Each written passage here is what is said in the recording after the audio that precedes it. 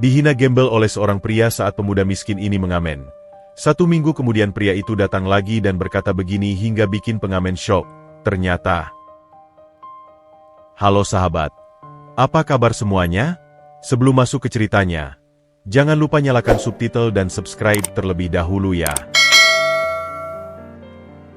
Matahari sore mulai merangkak turun, melukis langit Jakarta dengan warna jingga dan ungu yang kesal. Di bawah bayangan gedung pencakar langit yang dingin, di trotoar sempit yang dipenuhi pedagang kaki lima dan pejalan kaki yang terburu-buru, duduklah Surya. Dia bukan sekadar pengamen. Bagi yang mau memperhatikan, dan hampir tidak ada yang melakukannya, ada sebuah keanggunan dalam caranya duduk bersila di atas selembar kardus bekas kemasan kulkas. Punggungnya tegak, tidak membungkuk lesu seperti kebanyakan pengamen lain.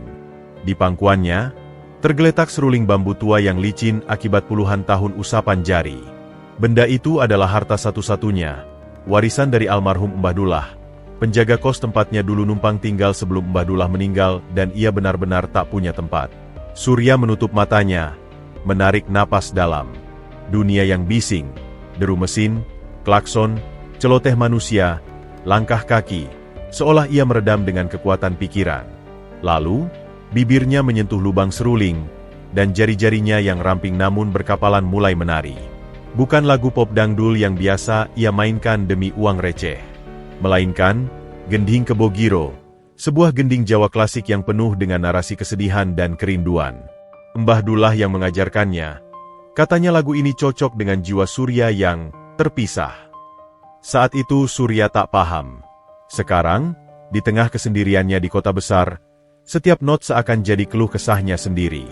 Alunan melodi yang lirih, meratap, dan rumit itu sebenarnya nyaris tenggelam dalam riuh kota. Tapi bagi beberapa orang yang kebetulan melintas dengan langkah kurang cepat, suara itu seperti jeda singkat yang aneh. Seorang wanita paruh baya berhenti sesaat, kerutan di dahinya sedikit mengendur sebelum ia kembali teringat pada tagihan dan terus berjalan. Seorang kurir mengerahkan motornya, melirik sekilas ke arah sumber suara dengan ekspresi datar.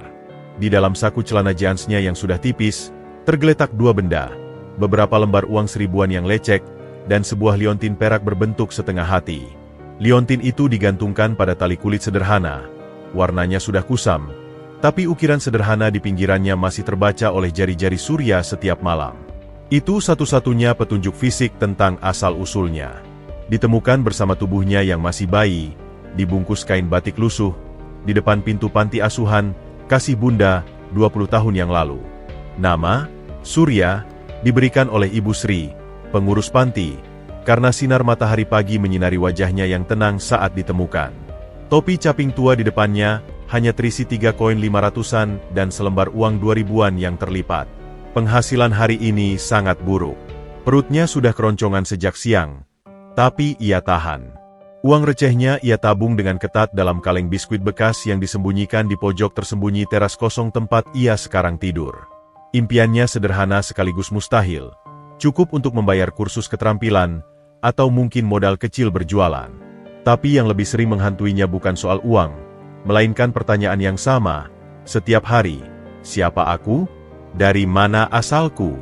Seorang pria muda dengan kemeja rapi, melemparkan koin 1000 ke dalam topi. Lagu sedih banget, bro. Bikin lagu galau biar dapat duit, katanya sambil tertawa kecil sebelum melengos. Surya hanya mengangguk halus, tak membuka mata. Ia tak bermain untuk mereka.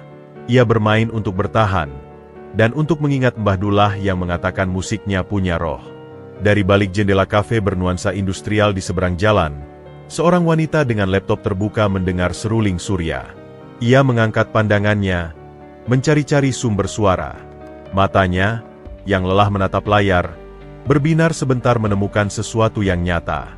Tapi kemudian pelayannya datang membawa pesanan, dan perhatiannya teralihkan. Surya memainkan bagian akhir gending dengan getaran napas yang panjang dan bergetar. Not terakhir menggantung di udara, lalu lenyap ditelan suara truk sampah yang lewat. Barulah ia membuka matanya. Dunia dengan segala kekasarannya kembali menyerbu. Ia melihat ke dalam topinya, menghitung dengan cepat. Cukup untuk membeli sebungkus nasi kucing dan air putih malam nanti. Nafas lega, tapi hampa.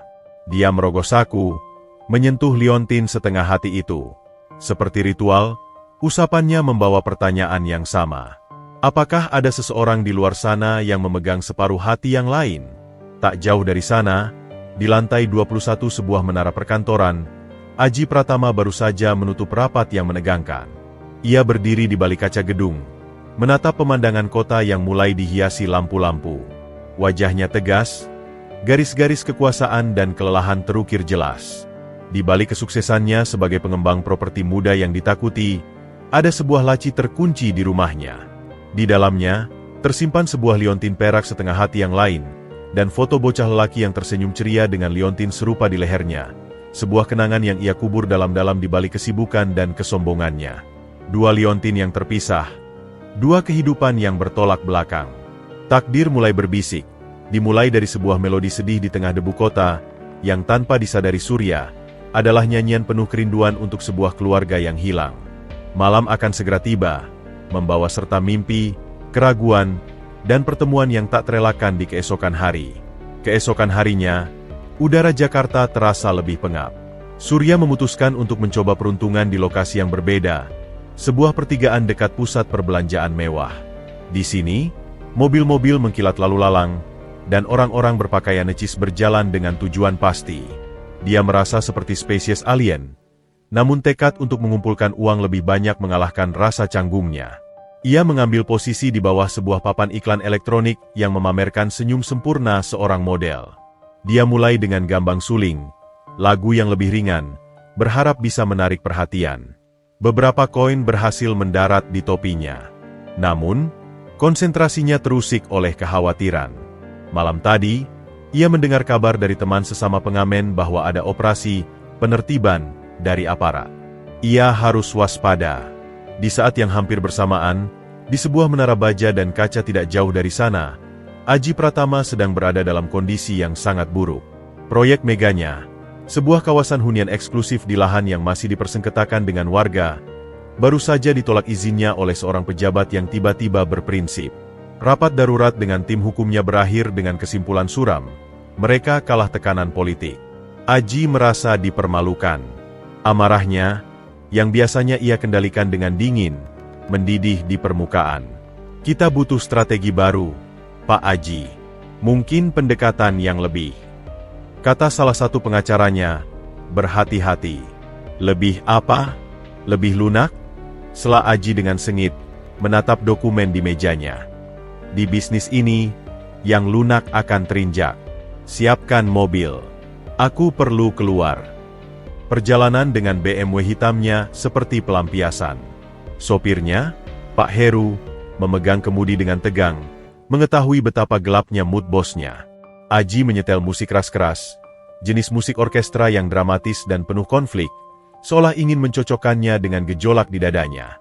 Berhenti di sana, perintah Aji tiba-tiba, melihat sebuah kios minuman dekat pertigaan.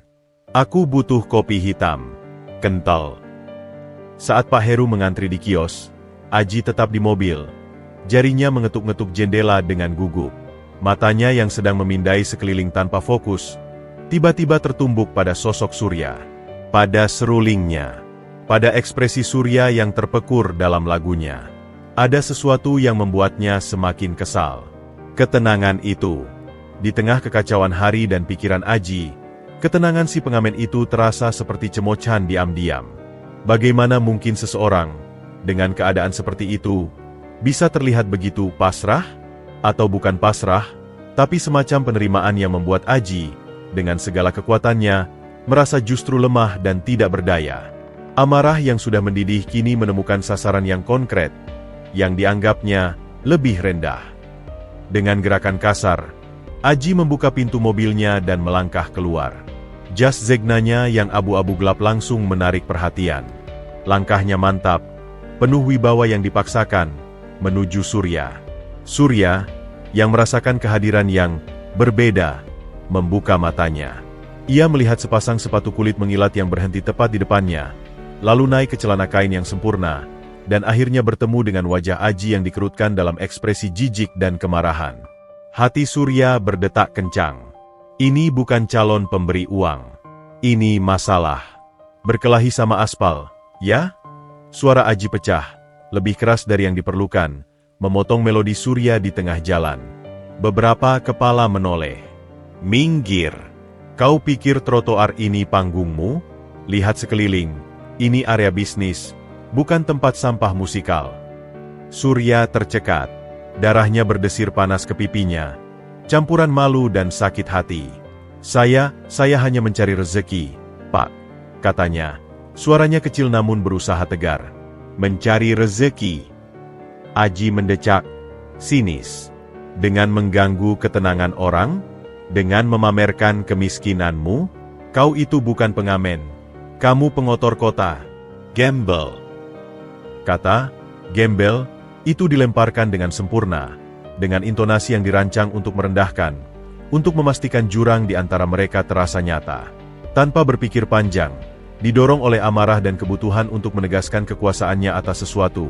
Apa saja, hari ini, Aji membuka dompet kulitnya. Ia mengeluarkan selembar uang Rp50.000. Bukan untuk diberikan, tapi untuk dijadikan senjata penghinaan terakhir. Ambil ini, hardiknya, lalu melemparkan uang itu, bukan ke topi, bukan ke tangan Surya, tapi ke arah genangan air kotor bekas hujan semalam di pinggir jalan.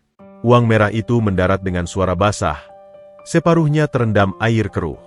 Ambil uangmu dan hilang dari pandanganku. Kalau masih kulihat kau di sini besok, ku telepon Satpol PP. Dia berbalik, meninggalkan Surya yang terdiam membeku. Beberapa pasang mata dari kafe dan trotoar menatap dengan berbagai ekspresi. Ada yang iba, ada yang acuh, ada juga yang sekadar penasaran. Aji masuk kembali ke mobilnya. Masih dengan wajah masam. Pergi, katanya pendek pada Pak Heru yang baru saja kembali dengan kopi. Wajahnya pucat menyaksikan adegan itu.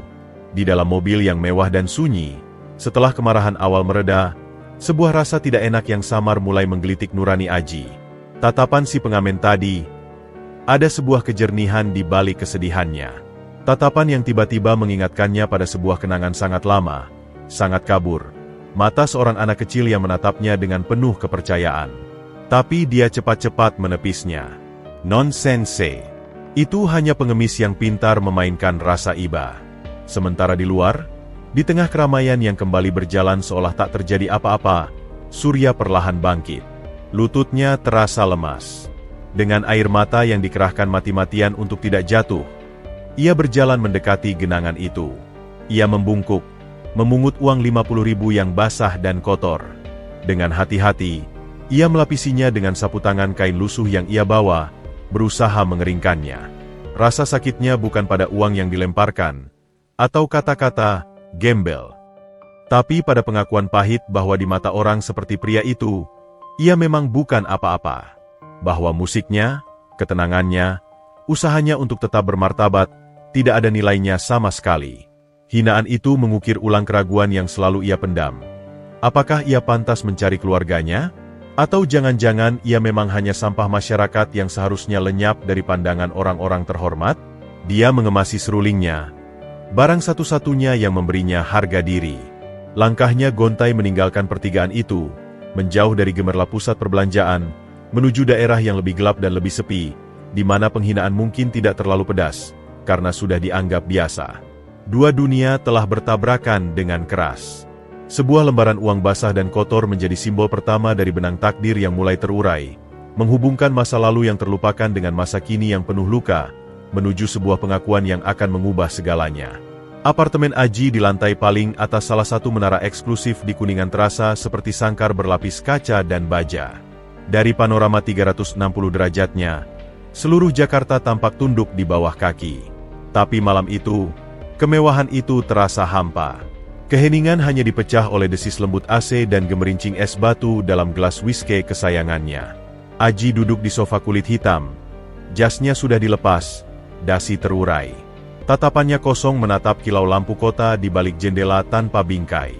Selembar uang 50.000 yang masih baru dan kaku dari dompetnya tergeletak di meja marmer.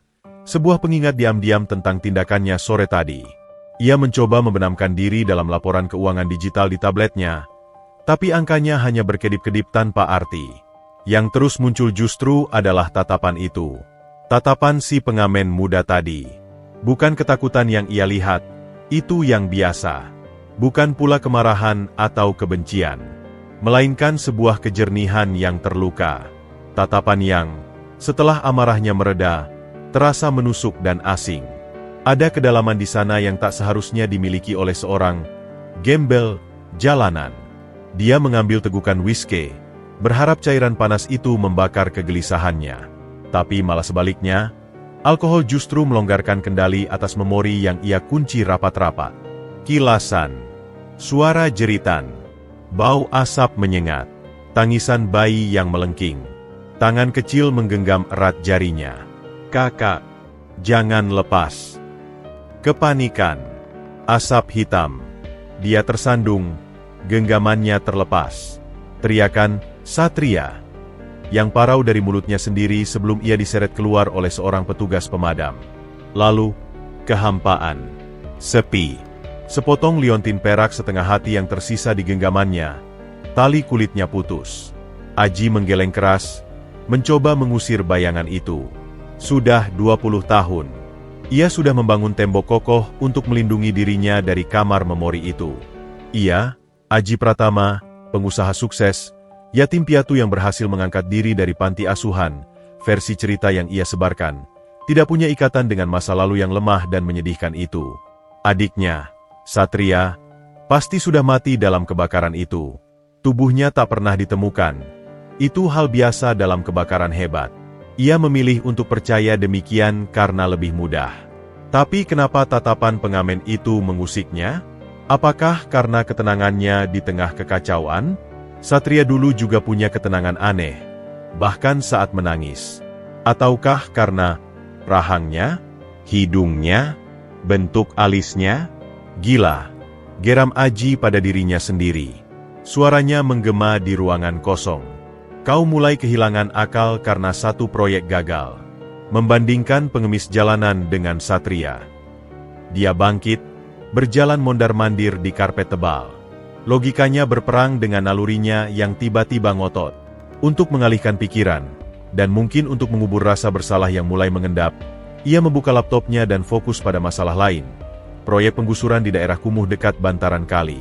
Proyek ini adalah rencana besarnya berikutnya. Sebuah kawasan, terpadu dan modern, akan dibangun di atas permukiman kumuh itu. Segala dokumen sudah ia urus. Persuasif, finansial sudah ia berikan pada beberapa pihak. Tinggal eksekusi. Rencana ini brutal, tapi bisnis properti di kota ini memang medan perang. Sentimen? Itu untuk orang yang kalah. Dengan mata yang kembali fokus dan dingin, ia meneliti peta lokasi. Daerahnya padat, sulit, butuh pendekatan tegas. Warga pasti akan melawan. Tapi itu bukan masalah baru. Tim pengamanan dan hukumnya sudah terlatih. Dalam pikirannya, proyek ini akan menjadi pelampiasan ambisi sekaligus pembuktian bahwa ia masih berkuasa setelah kegagalan proyek sebelumnya. Namun, di sudut hatinya yang paling gelap, ada motivasi lain yang bahkan ia sendiri tak sepenuhnya akui. Dengan mengubah lanskap kota, dengan menghancurkan dan membangun kembali, ia seolah bisa mengubur semua sisa-sisa masa lalu, termasuk bayangan adiknya yang hilang dan rasa bersalah karena melepaskan genggaman itu. Jika seluruh kota berubah, mungkin kenangannya juga bisa ikut terhapus. Keesokan paginya, Aji sudah kembali menjadi sosok yang dingin dan terukur. Rapat dengan tim intinya berlangsung intens. Lokasinya strategis, tapi penghuninya keras kepala. Pak, lapor manajer operasional. Tawarkan ganti rugi standar. Jika tidak mau, lanjutkan proses hukum. Kita sudah dapat lampu hijau dari pihak berwenang, kata Aji tanpa ekspresi. Saya ingin groundbreaking paling lambat 2 bulan lagi. Beberapa LSM mungkin akan ikut campur. Tangani. Gunakan media. Frame mereka sebagai penghambat pembangunan kota, potong Aji. Di matanya, ini cuma permainan catur lagi. Tapi, saat rapat usai dan ia sendirian, pandangannya tertuju pada sebuah laporan kecil yang tidak sengaja terbawa. Sebuah artikel tentang anak-anak jalanan dan hilangnya identitas. Jarinya mengetuk-ngetuk meja. Ia membuka laci terkunci di mejanya. Hanya ia yang punya kuncinya. Di dalamnya, terbaring sebuah kotak kayu kecil. Dengan hati-hati, hampir seperti takut, ia membukanya. Di dalam, di atas bludru merah yang sudah kusam, terbaring sebuah liontin perak setengah hati. Persis seperti yang dikenakan Surya, tapi lebih terawat. Dan sebuah foto lama yang sudah menguning. Foto seorang anak lelaki berusia sekitar 5 tahun dengan senyum lebar, digendong oleh kakak laki-lakinya yang berusia 15 tahun. Wajah muda Aji yang masih lugu dan penuh kasih. Si anak kecil itu jelas-jelas mengenakan liontin tersebut. Aji memegang liontin itu, dinginnya terasa menusuk. "Di mana kau sekarang, Satria?" bisiknya. Suaranya hampir tak terdengar. Lalu, seperti tersetrum, ia meletakkan liontin itu kembali dan mengunci laci dengan keras. Itu sudah selesai. Aku punya kota untuk dibangun." Dia memutuskan untuk turun langsung ke lokasi proyek penggusuran besok. Ia perlu melihat medan, perlu merasakan kemenangan yang akan datang. Ia tidak tahu, atau mungkin menolak tahu, bahwa daerah kumuh yang akan ia gusur itu adalah tempat Surya dan beberapa pengamen lain mencari perlindungan malam hari, di sebuah teras kosong milik Mbah Kromo, penjaga pos ronda tua yang baik hati. Dendam Aji terhadap ketidakberdayaan masa lalunya telah berubah menjadi ambisi membabi buta. Kenangan samar tentang seorang adik telah ia kubur di bawah tumpukan blueprint dan laporan keuangan. Sementara itu, di bawah kolong jembatan dan di teras rumah tua, Surya, dengan liontin setengah hati yang lain di lehernya, terus bermimpi dan bertanya-tanya tentang asal-usulnya, tak menyadari bahwa angin perubahan yang kejam, yang dipimpin oleh satu-satunya keluarga darahnya, akan segera menerjang tempat persinggahannya yang terakhir. Tabrakan kedua mereka, di medan yang berbeda, tak terelakkan lagi. Bau keringat, asap kayu bakar, dan aroma sayur sop sederhana berbaur di udara lembah permukiman padat di bantaran kali. Inilah rumah Surya sekarang. Sebuah teras sempit di depan rumah panggung kayu milik Mbah Kromo. Atapnya bocor di beberapa tempat, tapi di sini, setidaknya, ada rasa aman dan secangkir teh hangat yang tak pernah ditolak. Setelah insiden dengan Aji, Surya memilih untuk menjauh dari pusat keramaian. Daerah ini lebih keras, lebih miskin, tapi orang-orangnya punya solidaritas yang tak ditemukannya di trotoar mall. Di sini, dia mengamen di warung-warung atau saat ada hajatan warga. Uangnya tak banyak, tapi cukup untuk menyumbang pada Mbah Kromo dan menyisihkan sedikit untuk kaleng biskuit impiannya. Malam itu, setelah seharian mencari sesuap nasi, Surya duduk di bangku bambu di teras, membersihkan serulingnya dengan kain lembut. Mbah Kromo, lelaki tua berusia 70-an dengan kulit keriput seperti peta kehidupan, sedang merokok kretek sambil memandangi bulan yang samar-samar tertutup asap. "Lagu tadi sore, yang di warung kopi Ijah, sedih sekali, Sur," gumam Mbah Kromo, suaranya serak. "Kok kayak orang nyari-nyari sesuatu yang hilang?" Surya tersenyum tipis. "Nggak tahu, Mbah. Rasanya memang dari sananya begitu." Mbah Kromo mengangguk-angguk. Matanya yang sipit menatap Surya lebih teliti. "Kamu dari kecil di panti ya?" "Iya, Mbah. Dari bayi." "Orang tuanya nggak ada jejak sama sekali?" Surya menghela napas. Dia sudah sering mendapat pertanyaan ini. Biasanya dia geleng saja. Tapi malam ini, mungkin karena kelelahan atau perasaan hampa setelah dihina, ia merasa perlu berbagi. Dengan hati-hati, ia mengeluarkan liontin setengah hati dari balik bajunya. "Ini satu-satunya petunjuk, Mbah," kata Ibu Sri di panti. "Ini ada di tubuh saya waktu ditemukan." Mbah Kromo menyandarkan tubuhnya. Matanya, yang tadi redup, tiba-tiba berbinar tajam. "Coba Mbah lihat." Dia mengambil liontin itu, mengamatinya di bawah cahaya lampu tempel 5 watt. Jari-jarinya yang kasar menyentuh ukiran sederhana di pinggirnya. Lama sekali Mbah Kromo diam. Wajahnya berubah, dari penasaran menjadi serius. Lalu, terkejut. "Masya Allah," bisiknya pelan. "Kenapa, Mbah?" tanya Surya. Jantungnya berdetak tak beraturan. "Liontin ini, Mbah pernah lihat. Dulu, waktu Mbah masih muda, kerja jadi tukang kebun di rumah besar di Menteng. Rumahnya orang kaya banget, keluarga besar. Namanya, keluarga Pratama, kalau nggak salah." Surya mendadak terdiam. Napasnya tertahan. Anak bungsu keluarga itu, laki-laki, umurnya mungkin baru 3 atau 4 tahun. Setiap hari main di kebun. Dia selalu pakai liontin kayak gini. Persis. Setengah hati. Mbah pernah tanya, dikatain sama pengasuhnya. Jangan banyak tanya, itu tanda buat anak bungsu keluarga ini. Mbah ingat karena unik. Lalu kenapa saya bisa memilikinya? Suara Surya bergetar. Mbah Kromo menghela napas panjang, memandang Surya dengan tatapan penuh belas kasih. Ada musibah, Nak. Rumah itu kebakaran hebat. Mbah ingat, itu malam minggu, banyak orang panik. Kabarnya, ada yang meninggal, ada yang hilang. Tak lama setelah itu, keluarga itu seperti menghilang dari menteng. Mbah dengar mereka pindah, mungkin ke luar negeri, atau ke daerah lain. Tapi tentang anak bungsunya, ada yang bilang ikut terbakar, ada yang bilang hilang. Darah Surya seolah membeku. Kebakaran. Anak bungsu. Hilang, setiap kata seperti palu godam menghantamnya. Nama anak bungsu itu apa, Mbah? Mbah Kromo mengerutkan kening, mencoba mengais memori puluhan tahun lalu. Nggak ingat persis, tapi ada A-nya. Sastra? Satria? Iya, kayaknya Satria. Namanya Satria. Satria, nama itu mengambang di udara, terasa asing sekaligus menggetarkan jiwa. Dan keluarga itu? Pratama? Tanya Surya lagi.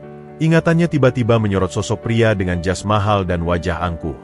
Aji Pratama, nama yang terukir di papan perusahaan besar yang sering ia lihat di baliho. Iya, bapaknya konglomerat waktu itu. Punya banyak usaha. Mbah Kromo memandang Surya dengan mata berkaca-kaca. Nak, jangan-jangan kamu? Surya menggenggam liontinnya erat-erat. Potongan teka-teki mulai membentuk gambar. Tapi gambar itu terlalu luar biasa, terlalu mustahil. Tapi Mbah, kalau saya anak keluarga kaya, kenapa saya bisa di panti? Kenapa tidak dicari? Mbah Kromo menggeleng pelan. Mbah nggak tahu. Mungkin mereka kira kamu sudah mati. Atau... Dia berhenti, ragu. Atau ada hal lain. Kebakaran waktu itu rumornya aneh-aneh. Tapi yang pasti, liontin ini bukan barang sembarangan. Ini barang tanda. Malam itu, Surya tak bisa tidur. Pikirannya dipenuhi oleh nama Pratama, Satria, dan bayangan kebakaran. Ia juga teringat pada wajah Aji Pratama, pria yang menghinanya. Apakah ada hubungan? Tidak mungkin. Itu hanya kebetulan. Dunia tak sekecil itu. Keesokan harinya, dengan semangat baru yang dipicu oleh petunjuk dari Mbah Kromo, Surya memutuskan untuk melakukan penyelidikan kecil-kecilan. Ia pergi ke perpustakaan umum daerah, tempat yang asing baginya. Dengan bantuan seorang pustakawan muda yang baik hati, ia menemukan ruang arsip koran lama. Dia menghabiskan berjam-jam membalik halaman mikrofilm yang berdebu. Matanya perih menatap tulisan-tulisan kecil. Akhirnya, di edisi sebuah koran nasional sekitar 20 tahun lalu, ia menemukannya. Kebakaran misterius landa rumah konglomerat Pratama di Menteng. 1 tewas, 1 anak hilang. Tangannya gemetar saat membaca artikel itu. Disebutkan, korban tewas adalah seorang pelayan. Anak bungsu keluarga, Satria Pratama, 4, dinyatakan hilang dalam kebakaran dan diduga tidak selamat. Keluarga yang berduka memilih untuk menutup diri dari media. Dan di sana, di pojok artikel, terdapat foto keluarga Pratama yang sedang menghadiri suatu acara sebelum musibah. Sang ayah dengan wajah tegas, ibu yang cantik dan anggun, seorang remaja laki-laki yang tampan dengan senyum kekurangan, wajah yang masih muda tapi sudah bisa dikenali, Aji Pratama. Dan di pangkuan sang ibu, seorang anak lelaki kecil tersenyum ceria, memakai baju rapi, dan di lehernya, tampak samar-samar sebuah liontin. Surya menatap foto anak kecil itu. Matanya, senyumnya. Dia berdiri, mengambil kaca kecil dari tasnya, dan melihat wajahnya sendiri. Mirip. Sangat mirip. Terutama bagian mata dan bentuk alis. Dunia seolah berputar. Nafasnya tersengal. Pria angkuh yang melempar uang ke genangan, yang memanggilnya gembel, adalah kakaknya? Itu mustahil. Itu terlalu kejam untuk jadi kenyataan. Tapi bukti-bukti mulai bertumpuk. Liontin, kebakaran, nama Pratama, kemiripan wajah. Dan yang paling mengerikan, artikel itu juga menyebutkan bahwa keluarga Pratama memiliki bisnis properti yang besar. Surya teringat pada obrolan warga di permukiman. Mereka sering membicarakan ancaman penggusuran oleh sebuah perusahaan besar, Pratama Group. Mereka takut, marah. Mbah Kromo bahkan bilang, surat peringatan sudah mulai datang. Sebuah koneksi yang mengerikan terbentuk dalam benak Surya. Bukan hanya ia mungkin adalah adik kandung pria yang menghinanya, tapi pria itu juga berencana untuk menghancurkan satu-satunya rumah yang ia miliki sekarang. Dengan hati yang berat dan pikiran yang kacau balau, Surya meninggalkan perpustakaan.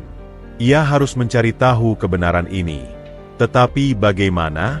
Mendatangi Aji Pratama langsung dan berkata, "Apa Anda kakak saya?" Setelah perlakuan Aji padanya, itu seperti bunuh diri. Dia kembali ke teras Mbah Kromo dengan wajah pucat. "Mbah," katanya, suaranya lirih namun penuh tekad. "Saya harus tahu yang sebenarnya. Dan saya harus menghentikan penggusuran ini." Mbah Kromo memandangnya, membaca gejolak di mata Surya. "Hati-hati, nak. Dunia orang kaya seperti itu jauh lebih berbahaya daripada genangan air kotor." Surya mengangguk, tapi tekadnya sudah bulat. Jejak di puing kenangan telah ia temukan. Sekarang, ia harus berani menghadapi api kebenaran yang mungkin akan membakarnya lebih hebat dari kobaran api 20 tahun lalu. Pertemuan berikutnya dengan Aji Pratama tidak akan lagi berupa tabrakan tak sengaja antara pengamen dan pengusaha, tapi sebuah konfrontasi yang disengaja antara dua saudara yang terpisah oleh waktu, kelas sosial, dan lautan luka yang dalam. Pagi itu, langit di atas permukiman bantaran kali berwarna kelabu, seolah mencerminkan suasana hati penghuninya. Sebuah spanduk besar dan baru terpampang di pintu masuk gang. Peringatan, pembongkaran bangunan liar. Segera kosongkan area. PT Pratama Jaya Property. Suasana tegang terasa di udara. Para ibu berkumpul di depan rumah-rumah kayu mereka. Wajah-wajah penuh kekhawatiran. Bapak-bapak merokok dengan gelisah, membicarakan rencana perlawanan. Di sini, tanah ini bukan sekadar tempat tinggal. Ini adalah sejarah, jerih payah, dan kenangan turun-temurun. Surya, dengan pengetahuan barunya yang memberatkan dada, membantu seorang ibu tua, Bu Menik, memindahkan beberapa kardus berisi barang-barang berharga ke bagian rumah yang lebih aman, seolah-olah ada yang bisa disebut aman dari mesin pembongkar. Tangannya bekerja, tetapi pikirannya melayang. Nama, Pratama, sekarang terasa seperti pisau yang menancap di jantungnya setiap kali disebut. "Terima kasih, nak," ucap Bu Menik dengan suara gemetar. "Mereka bilang besok sudah mau mulai ukur-ukur lagi. Katanya kalau nggak mau terima ganti rugi, bakal digusur paksa. Kita harus tetap di sini, Bu. Ini rumah kita," kata Surya, mencoba meyakinkan dirinya sendiri juga. Tiba-tiba, suara mesin mendekat. Beberapa mobil SUV hitam dan sebuah mobil sedan mewah, BMW yang sudah dikenali Surya, berhenti di ujung jalan sempit. Para preman bayaran berseragam kaos hitam dan celana kargo turun terlebih dahulu, membuat formasi longgar. Kemudian, dari BMW itu, keluarlah Aji Pratama. Dia tampak berbeda dari pertemuan pertama. Masih dengan setelan jas yang sempurna, tapi ekspresinya kali ini lebih terkendali, lebih seperti seorang jenderal yang menginspeksi medan perang. Di belakangnya, ada beberapa orang dengan pakaian dinas dan papan gambar. Warga berkerumun, suara gemuruh ketidakpuasan mulai terdengar. Surya, dari kejauhan, merasa darahnya mendidih dan membeku secara bersamaan. Melihat Aji di sini, di tempat ia mencari perlindungan, terasa seperti pengkhianatan terbesar, bahkan sebelum ia memastikan hubungan darah mereka. Aji berjalan dengan langkah percaya diri, mata profesionalnya memindai setiap bangunan, setiap sudut. Dia tidak melihat orang-orangnya, dia melihat angka, potensi, hambatan. Seorang manajer proyeknya berbicara keras, "Perhatikan baik-baik. Bangunan di sepanjang bantaran ini prioritas pertama untuk dibongkar. Resiko banjir besar." Saat mereka melewati rumah Mbah Kromo, mata Aji tertuju pada tumpukan barang-barang di teras dan Surya yang sedang berdiri di sana, melindungi Bu Menik di belakangnya. Ada kejutan sekilas di wajah Aji. Pengamen itu? Dia tinggal di sini? Pikiran itu lewat cepat, diikuti oleh sedikit iritasi. Dunia memang kecil. Surya menatapnya langsung. Kali ini, tidak ada ketakutan. Yang ada adalah tantangan, dan sebuah pertanyaan besar yang membara di matanya. Aji merasa tatapan itu berhenti. Para pengawalnya juga berhenti. Waspada. Kau lagi, ucap Aji. Suaranya datar, tidak lagi berteriak tetapi masih penuh dengan nada superioritas. Rupanya kau tidak hanya mengotori trotoar, tapi juga tinggal di permukiman liar yang mengotori bantaran kali. Beberapa warga mendekat, mendengar perkataan itu. Mbah Kromo maju ke depan. Ini bukan permukiman liar, Tuan. Kami punya surat-surat, meski memang bukan sertifikat. Kakek nenek kami sudah di sini sebelum Jakarta sebesar ini. Aji mengabaikan Mbah Kromo, matanya masih tertuju pada Surya. Ada sesuatu dalam tatapan Surya yang mengganggunya lagi, lebih dari sekadar tantangan. Ada semacam pengenalan. Tidak mungkin. Surat-surat tidak resmi tidak berlaku di mata hukum, kata Aji dingin, lebih kepada warga secara umum. Perusahaan kami telah mengantongi izin pembebasan lahan. Kami menawarkan ganti rugi yang wajar. Manfaatkan itu. Kalau tidak, ia jeda, memandang sekeliling. Kalian akan menghadapi konsekuensi hukum dan kehilangan segalanya tanpa kompensasi. Ganti rugi wajar?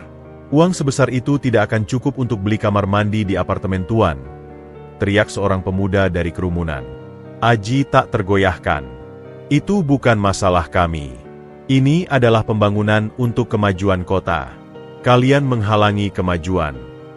Saat itulah Surya dipenuhi oleh gelombang emosi yang tak tertahankan. Kemarahan atas penghinaan sebelumnya, rasa sakit atas kemungkinan pengkhianatan keluarga, dan keberanian untuk melindungi rumahnya yang baru, melangkah maju. Para pengawal Aji langsung siaga. Kemajuan untuk siapa, Pak Aji? Tanya Surya, suaranya jelas, menggema di kesunyian yang tiba-tiba terjadi. Semua orang terkejut, termasuk Aji, karena Surya menyebut namanya. Aji menyipitkan matanya. Kau tahu nama saya? Semua orang di sini tahu nama penggusur mereka, balas Surya, menghindari pertanyaan sebenarnya. Kemajuan untuk orang seperti Anda yang akan membangun apartemen mewah di atas penderitaan kami? Atau kemajuan untuk keluarga yang kehilangan tempat tinggal? Untuk anak-anak yang harus putus sekolah karena pindah ke tempat yang lebih jauh dan lebih mahal? Aji terkesiap. Pengamen ini bukan hanya berani, tapi juga pandai bicara. Itu membuatnya semakin kesal. Jangan bicara tinggi-tinggi soal penderitaan. Kalian tinggal di daerah kumuh, ilegal, rawan banjir dan penyakit. Kami menawarkan solusi dan kompensasi. Solusi yang Anda tawarkan adalah pemusnahan, bukan solusi. Seru Surya, suaranya mulai bergetar. Dan apakah semua cara Anda halal? Apakah semua izin itu didapat dengan bersih? Dia tidak bermaksud menuding, tapi pertanyaan itu meluncur begitu saja, didorong oleh kecurigaannya terhadap segala sesuatu yang berbau Pratama. Wajah Aji berubah merah. Itu adalah serangan yang terlalu dekat dengan kebenaran beberapa manuver bisnisnya. Hati-hati dengan ucapanmu, anak muda. Kau bisa berurusan dengan tuduhan fitnah. Ketegangan memuncak. Para pengawal Aji melangkah lebih dekat. Warga juga bergerak maju, membentuk barisan di belakang Surya dan Mbah Kromo. Aji memandang Surya, dan untuk pertama kalinya, ia benar-benar melihatnya. Kerutan di dahi saat marah, bentuk bibir yang mencibir, ada sesuatu yang sangat familiar. Kenangan samar tentang adiknya yang sering cemberut saat dilarang main di kebun tiba-tiba menyerangnya. Ia mengusirnya dengan paksa. Urus ini, bisik Aji pada manajer proyeknya. Saya tidak mau ada delay. Lalu, dengan tatapan terakhir yang penuh amarah dan sesuatu yang mirip kebingungan pada Surya, ia berbalik dan kembali ke mobilnya. Surya berdiri tegak, melihat mobil itu pergi. Dadanya naik turun oleh emosi. Dia hampir saja berteriak, "Apakah kau kakakku?" Tapi kata-kata itu tertahan di tenggorokan. Di tengah ketegangan ini, di depan semua warga yang bergantung padanya, pengakuan semacam itu bisa menjadi senjata makan tuan. Ia belum punya bukti yang cukup kuat, selain liontin dan foto lama. Bagus, Sur, tepuk seorang warga. Kamu berani menghadapi dia. Tapi Surya tidak merasa menang. Ia merasa hancur. Konfrontasi ini memperkuat kecurigaannya. Reaksi Aji, kemarahannya yang berlebihan, dan kilasan kebingungan di matanya, itu semua mengarah pada sesuatu. Malam harinya, di teras Mbah Kromo, Surya berbagi keraguannya. "Mbah, saya lihat di foto koran itu, Aji Pratama itu adalah kakak dari anak yang hilang, Satria." Mbah Kromo mengangguk pelan. "Dan kau pikir kau itu Satria?" "Saya tidak tahu, tapi semua cocok. Dan sekarang, dia mau menggusur kita. Kalau benar dia kakak saya, itu berarti..." Surya tak sanggup melanjutkan. Itu berarti kakaknya sendiri adalah orang yang menghinanya dan ingin membuatnya tunawisma. "Nasib memang suka main-main, Nak," desis Mbah Kromo. "Tapi hati-hati, orang seperti dia, kalau sampai tahu kau mungkin adiknya yang kembali dari kematian, reaksinya belum tentu baik. Bisa jadi dia malah mau menghapusmu, demi warisan, demi nama keluarga, demi apa saja. Atau bisa juga dia memang tidak tahu dan akan terkejut." Surya memandang liontin di tangannya. "Saya harus memastikan. Saya harus menemui dia lagi. Tapi tidak seperti tadi. Saya harus bicara dari hati ke hati." "Dan kau kira dia akan mendengarkan?" tanya Mbah Kromo skeptis. "Saya harus mencoba. Untuk saya, dan untuk kita semua di sini." Surya mengambil napas dalam. "Saya akan pergi ke kantornya besok. Bisnis Aji telah menabrak nuraninya. Nurani yang sudah lama ia kubur. Dan nurani Surya, yang dibentuk oleh kehidupan keras sebagai pengamen, kini harus berhadapan dengan kebenaran pahit yang mungkin akan mengubah segalanya. Pertempuran untuk rumah telah berubah menjadi pertempuran untuk identitas dan keluarga, dan Surya siap melangkah ke garis depan dengan serulingnya sebagai satu-satunya senjata dan kebenaran sebagai perisainya. Keputusan untuk menemui Aji di kantornya seperti bara api di dada Surya, membara, namun berisiko membakar habis segalanya. Sebelum mengambil langkah nekat itu, ia memutuskan untuk mengumpulkan lebih banyak bukti. Bekal informasi dari Mbah Kromo dan kliping koran itu terlalu rapuh untuk dihadapkan pada seorang Aji Pratama. Pagi itu, dengan sisa uang yang ia sisihkan dari jatah makannya, Surya naik angkot menuju Arsip Nasional. Tempatnya megah dan ber-AC, membuatnya merasa sangat kecil dan tidak pantas. Pegawai di meja informasi, seorang wanita parubaya bernama Ibu Ani, awalnya melihatnya dengan curiga. Tapi tatapan tulus dan kepolosannya membuat hati Ibu Ani luluh. "Kamu cari dokumen lama tentang keluarga? Untuk apa?" tanya Ibu Ani. Untuk penelitian pribadi, Bu. Saya sedang mencari tahu asal-usul saya," jawab Surya jujur. Kerapuhan dalam suaranya membuat Ibu Ani terdiam sejenak. "Keluarga siapa?" "Pratama, Bu. Yang dulu tinggal di Menteng, sekitar 20 tahun lalu." Ibu Ani mengangguk pelan. "Kebakaran itu ya? Itu cukup terkenal dulu. Tunggu sebentar." Dia menghilang ke ruang dalam, dan kembali dengan sebuah folder kertas coklat yang sudah lusuh. Ini koleksi clipping pers tentang mereka. Ada juga beberapa dokumen publik seperti akta tanah lama rumah itu sebelum dijual. Tapi hati-hati, jangan sampai rusak. Surya menerimanya dengan tangan gemetar. Di sebuah meja sunyi di sudut, ia membuka folder itu. Tak hanya satu, tapi beberapa artikel dari berbagai surat kabar melukiskan tragedi yang lebih kompleks. Ada yang menyebutkan penyelidikan polisi yang tidak pernah tuntas, spekulasi tentang percikan listrik, hingga sabotase bisnis. Tapi yang membuat jantung Surya berhenti berdetak adalah sebuah artikel investigatif kecil dari sebuah majalah hukum. Misteri hilangnya ahli waris. Konflik internal keluarga Pratama pasca tragedi. Artikel itu, meski penuh dengan kalimat "diduga" dan "konon", menyuguhkan narasi yang gelap. Disebutkan bahwa setelah kebakaran, terjadi perebutan pengasuhan antara keluarga besar. Ada yang mengatakan anak yang hilang, Satria, sebenarnya memiliki saham perwalian atas sejumlah properti dari almarhum neneknya.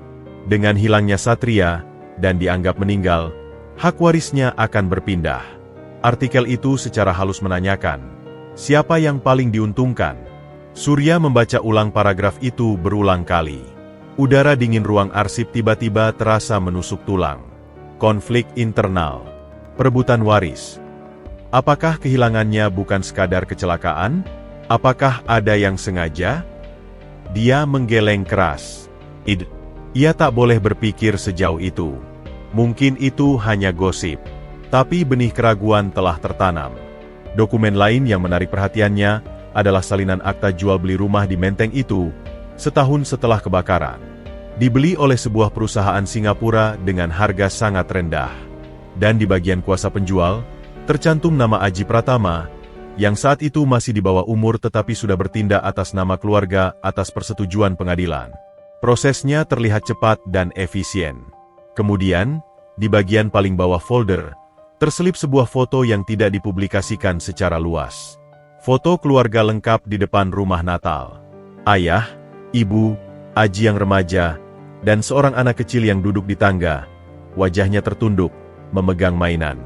Meski wajahnya tak terlihat jelas, postur tubuh dan rambutnya mirip dengan dirinya di foto-foto panti asuhan. Dan di leher anak kecil itu, kilau liontin perak tertangkap kamera. Surya mengeluarkan liontinnya, membandingkan dengan foto. Bentuknya sama persis. Tangannya berkeringat dingin.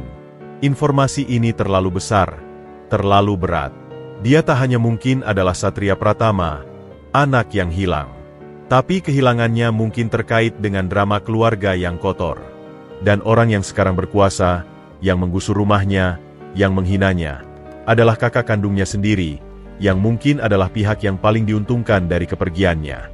Dengan kepala pusing, Surya berterima kasih kepada Ibu Ani dan pergi. Ia berjalan tanpa arah, memproses semuanya. Instingnya sebagai anak jalanan yang harus selalu waspada berteriak, berhati-hatilah. Jika Aji memang terlibat dalam konspirasi kejahatan keluarga, mendatanginya begitu saja berarti bunuh diri. Tapi, di sisi lain, ada bagian dari dirinya yang kecil dan selalu merindukan keluarga, yang ingin percaya pada kebaikan. Mungkin Aji tidak tahu. Mungkin Aji juga korban. Mungkin semua ini hanya kebetulan yang mengerikan. Ia tiba-tiba teringat pada seseorang, Mbak Wulan, jurnalis muda yang pernah mewawancarai anak-anak jalanan untuk tulisannya setahun lalu. Mereka sempat bertukar nomor. Surya mencari-cari di dalam tas plastiknya, menemukan selembar kertas usang dengan nomor telepon. Dengan jantung berdebar, ia menelepon dari warteg langganannya. Syukurlah Mbak Wulan masih ingat padanya. Sur, dari mana kamu dapat informasi ini? Tanya Mbak Wulan setelah mendengar ringkasan singkat Surya, tanpa menyebut liontin dan kecurigaannya yang paling dalam. Saya riset kecil-kecilan, Mbak. Kebetulan saya tertarik dengan kasus itu. Kebetulan yang aneh, gumam Mbak Wulan, seorang jurnalis yang cerdas. Tapi kebetulan kamu menyentuh sesuatu yang besar. Pratama Group itu raksasa, Sur. Mereka punya banyak pengacara dan tangan panjang. Dulu, kasus kebakaran dan anak hilang itu ditutup rapat. Ada tekanan. Beberapa rekan saya yang mencoba menyelidiki selalu mentok atau dipindahkan tugaskan. Itu artinya ada yang disembunyikan, tanya Surya. Bisa jadi. Atau, bisa juga karena keluarga itu memang sangat tertutup dan punya power untuk melindungi privasi mereka. Tapi, dia berhenti sejenak. Ada satu nama yang mungkin bisa membantu. Bli Bagus. Dia dulu adalah sopir keluarga Pratama.